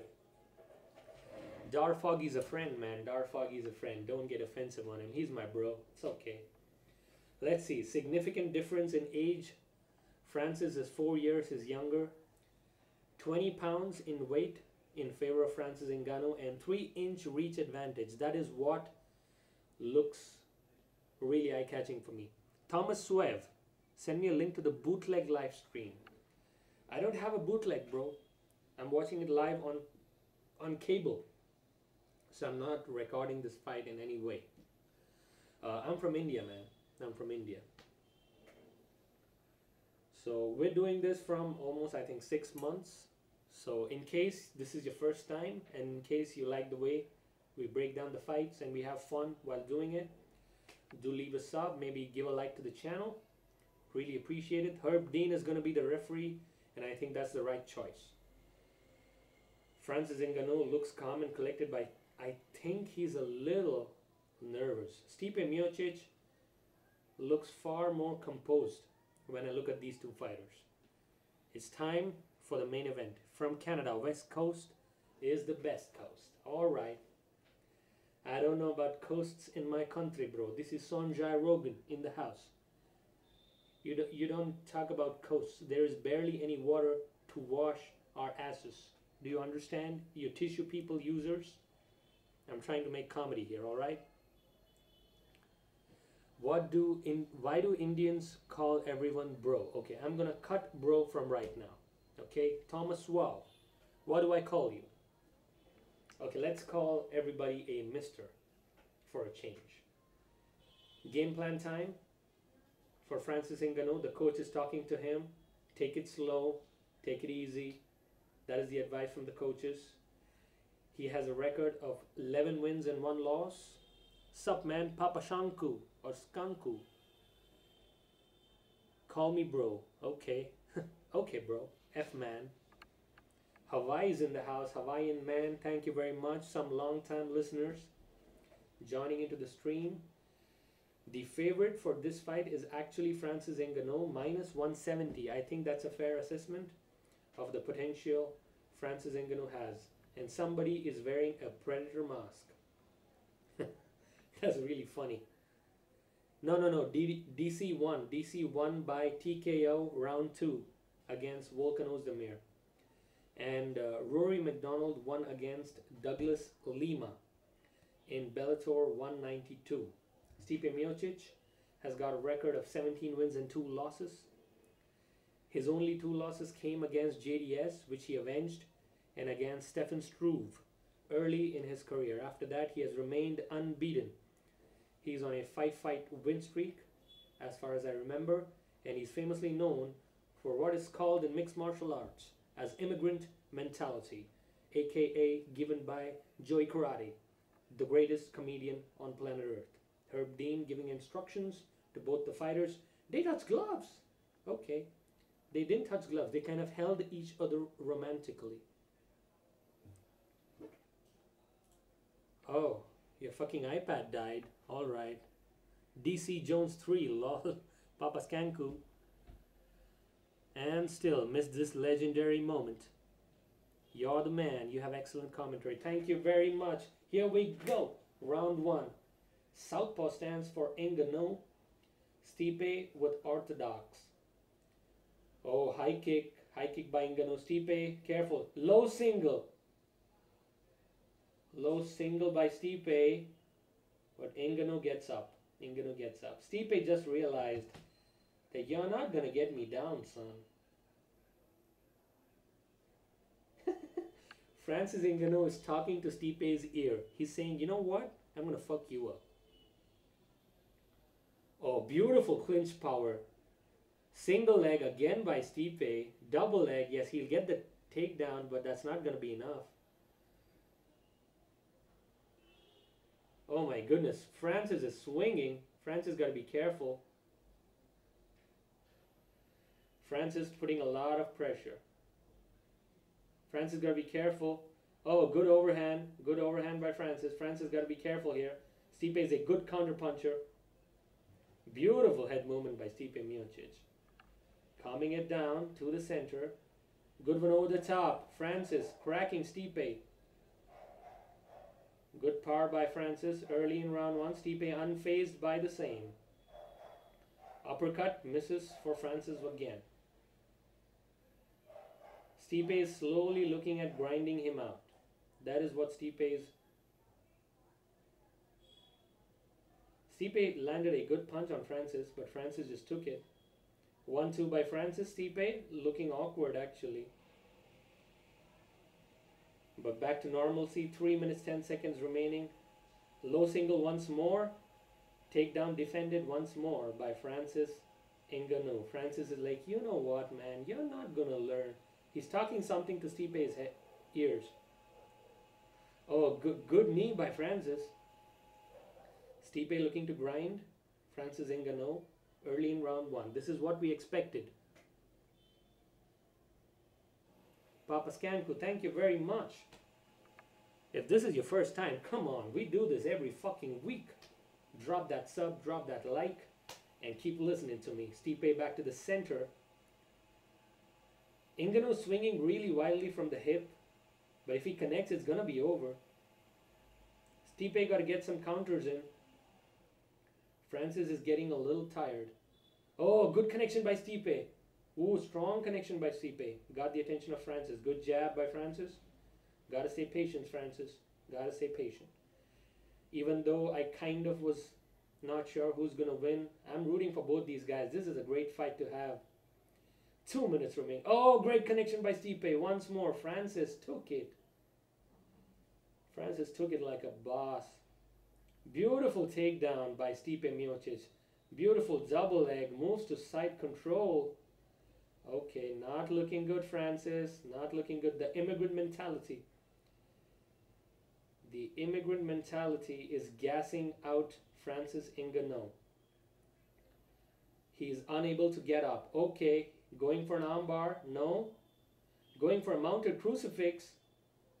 Not good, not good, not good. This is a submission. Francis, you got to get out of there. Yes, good recovery, good recovery. Francis Ngannou is gassed out like crazy. 1 minute 15 seconds remaining in the fight. Stipe Miocic, can he win by immigrant mentality? He's pouring on the pressure, just like DC did on Volkan Oezdemir. He's pouring the pressure.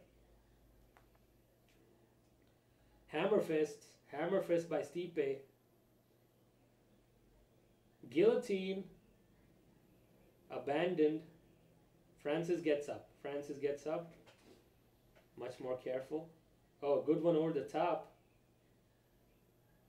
Francis does not know what is happening to him. He's swinging really wildly for all these punches. Stipe, though, staying calm and collected, just like the champion he is. Francis is looking for single shots. That is not going to work with Stipe. Stipe is a grinder. He can knock you out too. Not like DC. Oh, good uppercut. Francis, though, not getting Stipe to the ground. That uppercut is what they're looking. Oh, good connection by Stipe. Oh, good connection by Francis. Oh my goodness. Francis got to defend. Oh, beautiful takedown once more by Stipe Miocic. He clipped Stipe Miocic at the end of the round. Wow, Stipe is busted up. But somehow Stipe wins that round according to me. That is a great round for Stipe Miocic. But he got clipped. Stipe got to be careful. His eyes are shutting close by the right hook, which Ngannou landed. Oh, uppercut.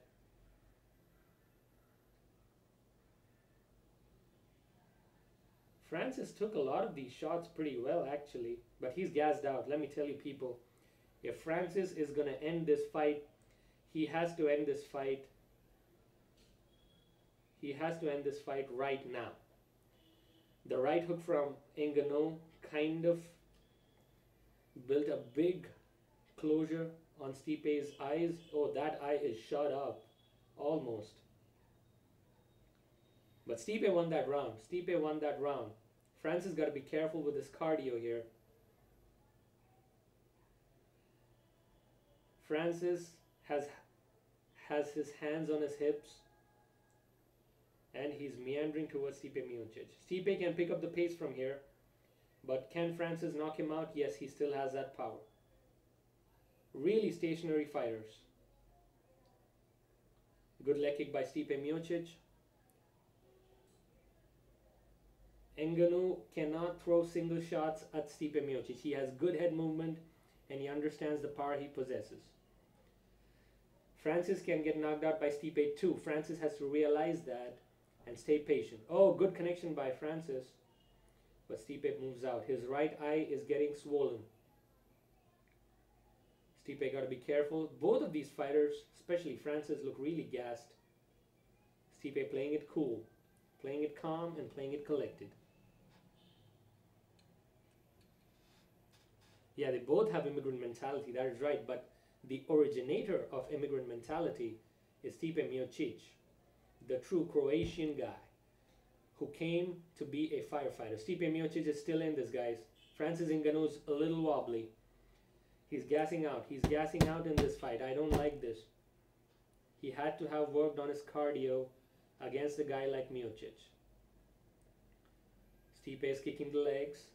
All of them have been inside leg kicks till now. Time left on the fight, 3 minutes 30 seconds on round 2 is left. Francis is swinging crazy. Stipe is slowly moving out of the head, conserving energy for a late burst. Both the fighters have not done much in this round. Oh, good connection by Francis. Stuffs the takedown. Stipe's eyes are getting swollen up by the moment. Oh, good one too by Stipe. Head movement is what the coach of Francis Ngannou is saying. Just like Ronda Rousey's coach Edmond Taverdian used to say. My goodness gracious me. Uppercut by Francis, lands to the body. Yeah, cardio. Drop a like, people, drop a like. Stipe is still in this though, but conserving energy in this round. Not a lot of action in this round though. Good straight by Francis lands. Stipe connecting with a 1-2. Good uppercut by Francis. Francis feels it. Beautiful work by Stipe to get Francis to the ground. Beautiful drive to the ground by Stipe Miocic to get the takedown. But Francis is in trouble. He has to get up immediately. Otherwise, he might be in trouble. He is slowly working his way up. Stipe could sink a hook in from the backside. Yellow trunks for Stipe's opponent, Francis Ngannou. He's called as the Predator.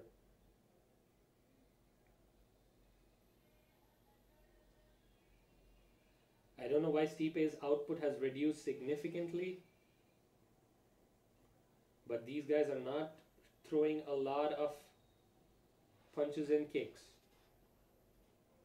Francis is really getting tired in round 2. This is not what I expected from him and from the people in the Performance Institute. Francis cannot last 5 rounds. It is not gonna happen. That is what the listeners should understand. If he lasts 3 rounds, I would be surprised. 5 rounds is not possible for Francis. He's put on a lot of muscle from his first fight. He used to weigh 250. Now he's 263. Good knee by Stipe. Francis is in trouble, but he's still conserving energy. Stipe is really solid on the neck. He's grinding him. Good knee to the body. Francis has to burst out of that position. Slowly but surely, he has to burst out of that position. Hip escape, probably. Punches by Stipe, 30 seconds remaining. Stipe is just pouring the pressure on Francis's neck. I know it would feel really, really heavy to have a guy who's 250 pounds on your neck. That doesn't sound good. Punches and bunches by Stipe. This is also a clear round in favor of Stipe Miocic. 10 seconds remaining in the round. Yeah, it's dark as fuck. Oh my god, Francis gave up the neck. And the round comes to an end. Stipe almost finishes Francis Ngannou. So that's 2 rounds in the books. 2 rounds in the books for Stipe Miocic, according to my opinion. I don't know how many of you guys are watching this live, but 2 rounds in the books for Stipe Miocic. But that eye is still swelling up. Francis Ngannou is gassed like hell. Stipe Miocic will probably be pushing for a takedown in round 3. Stipe landed clean on Francis, but Francis just took it. Francis could have easily stopped the takedown, but he didn't, and that led to his demise in round 2 also. Yep, Top Cat called it. Top Cat is saying round 3 finish. Looks like that is what is going to happen. But Stipe is also tired as round 3 begins. Not as tired as Francis, but he is a little tired. Slowly meandering towards the center, Stipe feels that this is the round, that it is going to end.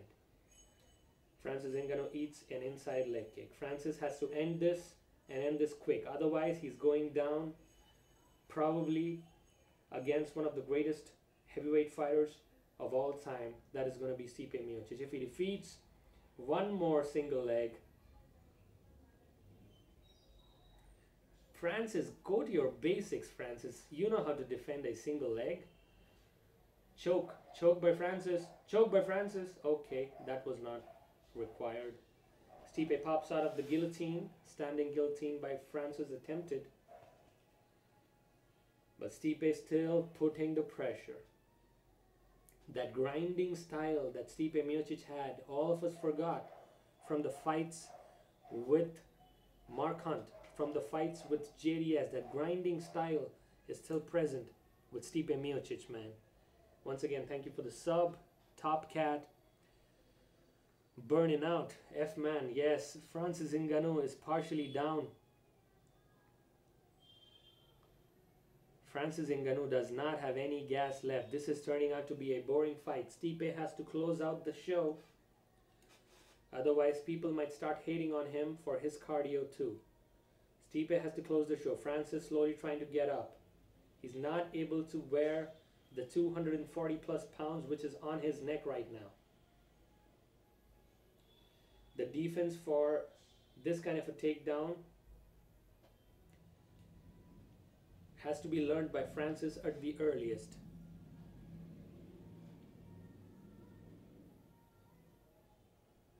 My goodness. You people are making some crazy comments, man. But hey, it is what it is. 2 minutes 57 seconds. Francis is gassed out like crazy. He has to pull something out of nowhere. Otherwise, he is going... If this goes 5 rounds, I might think about stripping naked on YouTube. Because my goodness, these guys are so slow right now. Francis is just watching Stipe. He's like, you know what, bro? I am walking slowly towards you. Come on, Francis. Gotta work on that cardio. Oh, that jab was so bad. That Francis jab was so bad. And Stipe is tired too. Really slow and meandering kind of fight. Oh, Francis is swinging from the hip. No technique. But if he connects, he connects. You know what? Oh my goodness, Francis Ngannou connects with a right hook. Oh, but he does not have any gas tank. Stipe almost died there.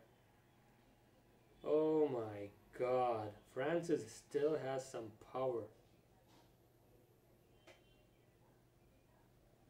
If this goes to round 5, I might seriously think about stripping naked on YouTube because I'm like, what the fuck, man?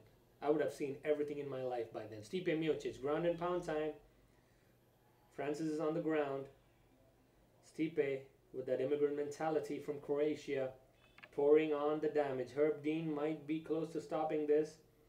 Does not look good for Francis, man. Just don't do it. All right. Okay. It's normal. I understand. I won't do it, okay? Punches and bunches by Stipe. Pouring it on. Referee might be close to stopping this. Francis taking a lot of damage. 1 minute remaining. Still a lot of time. Francis is not going to come out of this round. Top Cat predicted this. Ground strikes 45-0 in favor of... Okay, crucifix.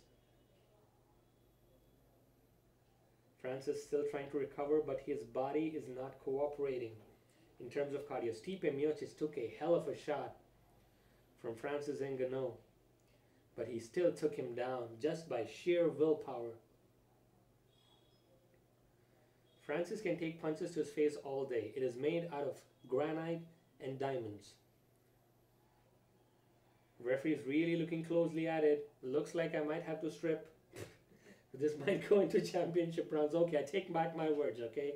I said if this goes 5 rounds, I might think of stripping, okay? But if this does, I don't know, man. I would have seen everything in life. My goodness, this is going to go to the 4th round, isn't it? Yeah, this one is. Holy moly. Oh, God. Oh, my goodness. Homie looks like Mia Khalifa with a stash. Okay, I take that as a compliment. Look at these mustache, babe. Look at this. Yeah, not bad, eh? Not bad for a shabby looking Indian guy, I guess. Khabib. Everywhere we go. I'll pay you not to. Oh my goodness, Top Cat, are you also a rich kid?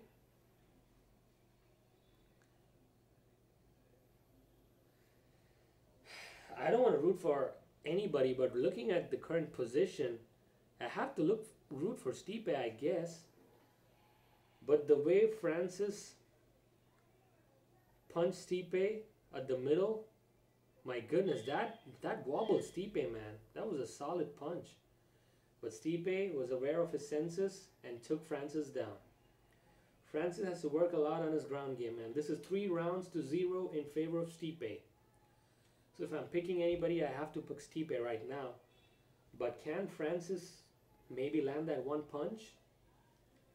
He has to do it, man. He has to do it. This is championship rounds, round 4. Francis looking really slow. He does not have any gas. Probably one punch, that's it. And he'll be out of there. Just like DC took Rumble out of there. Oh, one more single. Beautiful takedown. Once more by Stipe. Francis Ngannou has totally forgotten what is mixed martial arts. And Stipe Miocic is putting on a striking clinic in terms of how to counter a big puncher. Take out the legs, grind on him, keep punching him, lay on top of him. Stipe is not doing much, but this should be enough for him to win on the judges' cards. Francis is trying to get up, but he just does not have enough energy. Just doesn't have it.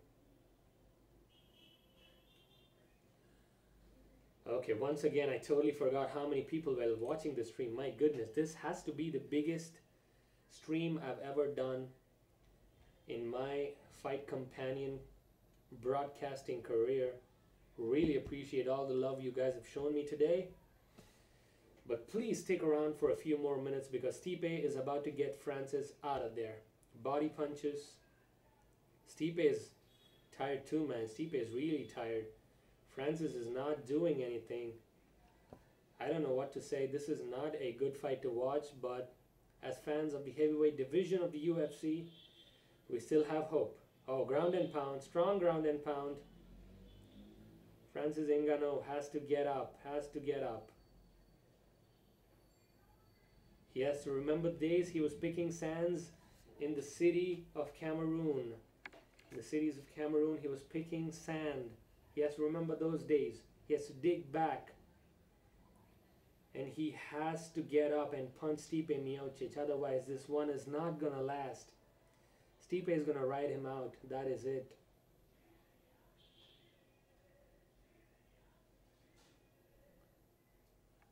Thank you for the comments. F man.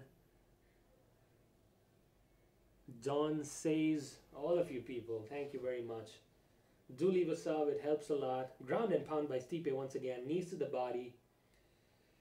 Neck pressure once more is really good.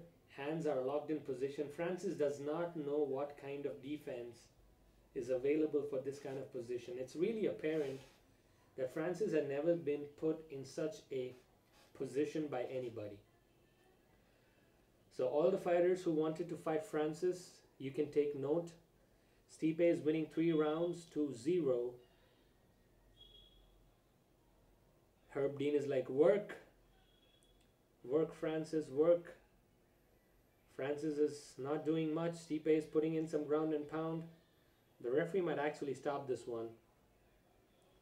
Just out of the sheer pressure. Oh, ground and pound by Stipe.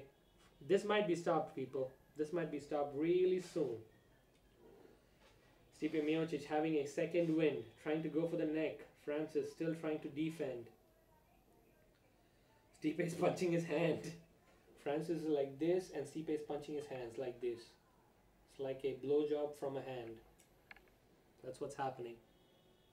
Nobody's kicked till now. Francis threw some kicks early in round 1, but nobody's kicked till now. Ground and pound by Stipe. Okay, Herb Dean closing in. But he moves back again. 1 minute remaining in round 4. Looks like some part of my clothing has to come out. That is what it looks like today. A promise is a promise. Francis, please do something. Or Stipe, please, at least you do something, man. Elbows by Stipe from the top. Francis still defending. He's still not out of there. 40 seconds remaining. A grinding kind of fight which the people did not like. But Stipe is still going. End of 4th. End of 4th. 25 seconds remaining in the 4th round. 70 people watching the stream. My goodness. 20. 15 seconds. Punches to the body. I do not know what Herb Dean wants to look at. Apart from this. If Francis Ngannou comes back and knocks out Stipe Miocic.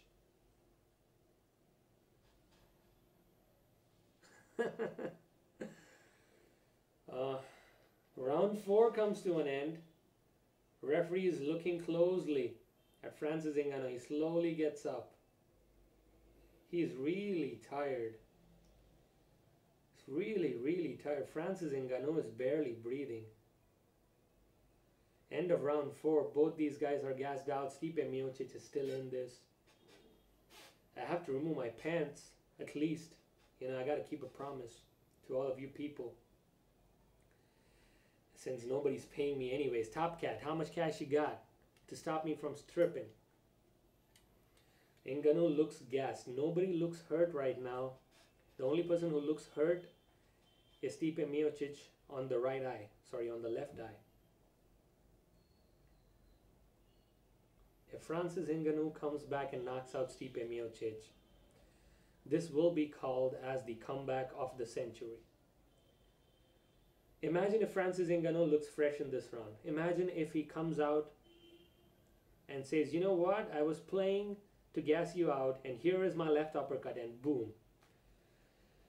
Whew, nobody's on their feet because this is looking like a boring fight. Thank you, Bubba99 Smith, for the comments. Round 5. I am tired just by speaking for 20 minutes non-stop. That is what I've been doing. Francis, do something, man. The Cameroonian chaos. Do something. Stipe Miocic is going to go for a low single once again, but Francis has to get that uppercut. That's it. Yes, he went for that low single. Francis has some energy left. Okay, people. Some energy is still there.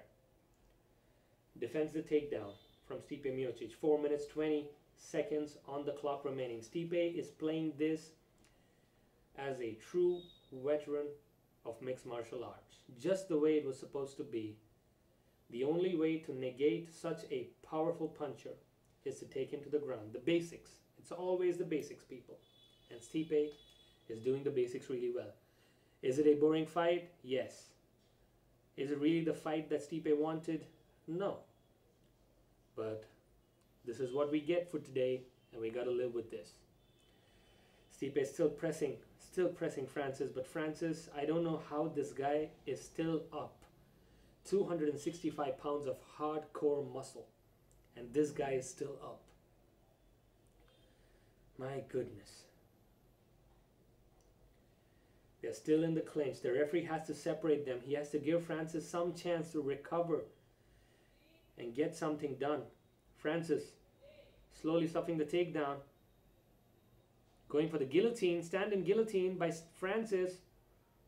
Okay, Stipe, do you have power left to finish the takedown? I'm not able to see the position, but it looks like Francis has a stand-in guillotine. Stipe has to be careful here. Careful of his neck.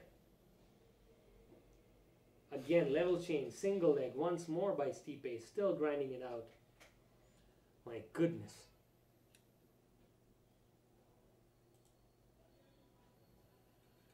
I think you can kick McGregor's ass, right? No, I don't think I can kick McGregor's ass.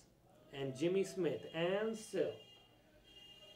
Guys, still 2 minutes and 35 seconds remaining. Anything can happen in a mixed martial arts fight. Anything can happen. Don't count this guy out. They're going to break it up. Stipe is tired. Francis is tired. Let's go for this one last time. This one was a grind fest. Let's see. Francis, can he pull out the knockout?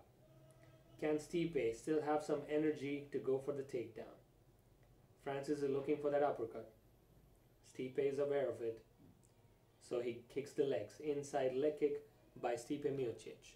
Fuck McGregor. Alright. And still. A lot of people saying 1-2. 1-2 by Francis. Stipe eats it. Stipe looking at the clock. Not a good sign. Not a good sign for Stipe. Francis is seriously feinting that uppercut from all the way from Buffalo, New York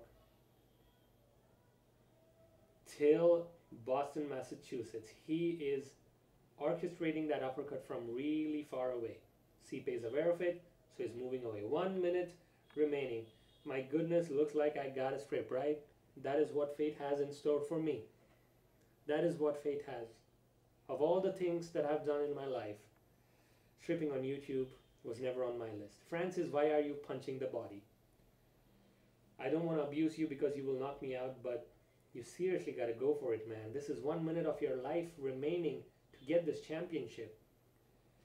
If Stipe defeats Francis, the only fight to make for him is Cain Velasquez. And C-level Kane will not be gassed out.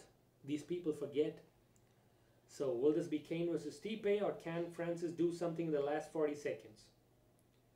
Francis Ngannou, do something, man. Why are you both watching each other? This is not a... Oh, Superman punch by Francis. Does not connect. 30 seconds remaining. Thank you very much. Oreo Cookie. Stipe goes for a clinch again. 20 seconds remaining. Stipe is really smart. Not a good fight to watch, but he did what he had to do. Francis and Stipe are hugging. 10 seconds remaining. Come on, let's go. Let's go. Herb Dean says, let's go. Yes, and Stipe is going to get this done. Yes. And it's over, people. Overhype. Precisely. 4D Slayer. Poor Francis. Stipe broke the record for control, I think, in this fight. Yes. But was I disappointed with Stipe not closing the show? Hell yeah. I'm telling you, I'm disappointed with Stipe right now. You know why? Because Stipe can do better. If you have a 265-pound heavyweight gassed in round 1, why do you need 20 minutes and barely punching him 20 times? 20 to 30 times is what he punched him. And just lay on top of him. I know that power is scary in Francis' hand, but Stipe could have done much more.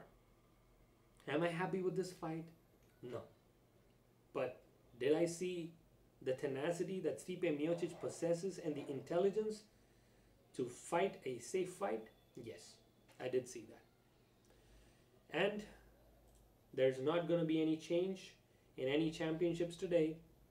So it's going to be Stipe Miocic retaining the heavyweight championship. The fight metrics, round 1 was pretty close, but from round 2 onwards, it was Stipe's domination. And as promised, before I go, gotta at least take off my pants, right? I fulfill my promises, all right, people. In case you think that I am not a promise keeper, here it is. You know what? Let's do this shit.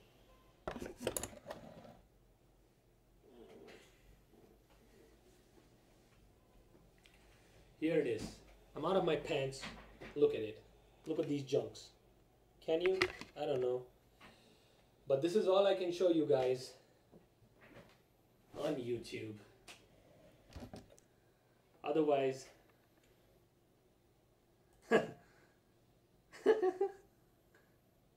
you see? Oh, you saw my beer belly, right? No. That wasn't right. That wasn't right. Okay, let's go back a little bit. Let's go back a little bit. Yeah.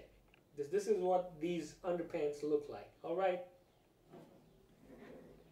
So it is what it is.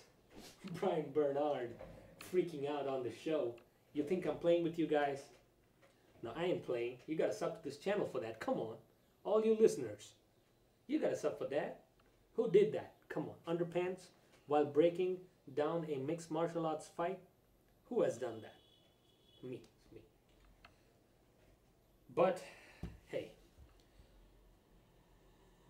Oh my God. He's blinded. He's blinded by the hugeness of the Indian cock. You didn't expect a big one, did you?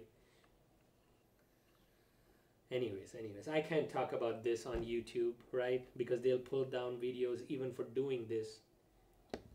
2 beers for you, my friend. Thank you very much. I don't know what else to say. It's been a great night of fights. It's been a great night. So I'm gonna drop the mic just by concluding that it has been a great night of support which I received from you people. Whew. F-Man, thank you very much. Poem, thank you very much. Nice job. Polk Fair, appreciate it. Salute to all you people. Broke down all the fights as technically as possible, but could not do it for Stipe versus Ngannou because of the lack of action.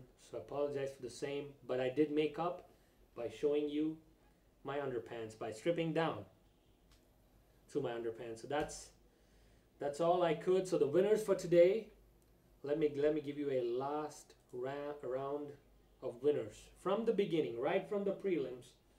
Let's go for it. The first fight was between Islam Makhachev and Gleison Tibau. Makhachev wins by TKO. I've put the links in the description to watch the highlights for that fight. Second fight was between Matt Bissett and Enrique Barzola. Barzola wins by unanimous decision. Great ground and pound, a lot of takedowns in that particular fight by Enrique Barzola. Dan Ige against Julio Ars was a back and forth fight. Not a lot of action, but Julio Ars was a last minute replacement. He got the job done by unanimous decision. Justin Ortiz went up against Alejandro Pantoja. Got a lot of action in that fight, but again, a lot of dominance of the takedown right throughout the fights today. A lot of takedowns have been landed today. Then we had the KO of the night and probably a strong contender for UFC's knockout of the year, Abdul Razak Al Hassan versus Sabah Homasi. Remember, this fight was a rematch between these two gentlemen, which already happened to end in controversial fashion. Last time Abdul Razak was given the decision, but Sabah Homasi protested, so they got the rematch. But this time, Abdul Razak Al Hassan did not leave any doubt in the minds of the winners. So he wins by first round KO. The links to the highlights are in the comment section. Please search for them. We had Kyle Bochniak versus Brandon Davis. Bochniak winning the unanimous decision, not a lot of action. Then we moved to the main card. This I will have to show you the right way. Rob Font versus Thomas Almeida. As you can see, Rob Font landing the right straight, followed up by a left uppercut. A lot of ground and pound poured in by Rob Font for his biggest win in mixed martial arts career. Rob Font from Boston, Massachusetts. The next fight was between Gian Villante and francimar Barroso. Gian Villante being the aggressor, getting the split decision victory against francimar Barroso. Then we had Calvin Kattar versus Shane Burgos. Controversial and some felt, but still a good job by Calvin Kattar to get the ground and pound going. Beautiful uppercut and right straight landed by Calvin Kattar in that fight. That moved us to DC versus Volkan Oezdemir. Volkan Oezdemir had a great start to the fight. First round was, in my books, given to Volkan Oezdemir just because of the aggression and the punches he landed. But DC always does what DC does. Get in the takedown, mounted crucifix, ground and pound, finishes the fight by TKO. Then we moved on to probably what we thought would be the most exciting heavyweight fight of all time. It became the most boring heavyweight fight, according to me, in the last couple of years. Not a lot of action, but Stipe did what Stipe did. You know, he had to do the takedown game, and he did it pretty well to secure the unanimous decision, 50-45 across the board for the champion, and still Stipe Miocic. Sigh of relief for Stipe, and he does get the victory by unanimous decision. That has been a quick update to all the listeners who joined into the stream. Peace from India and lots of love. I hope to see you guys next week for UFC Fight Night, Jacare versus Brunson. Till next time, this is signing off from MMA Live. This is Harry, aka Sanjay Rogan, in the house. Somebody gave me that name today, maybe because I'm an Indian guy, but hey, no problems. I'm gonna sign off. See you guys.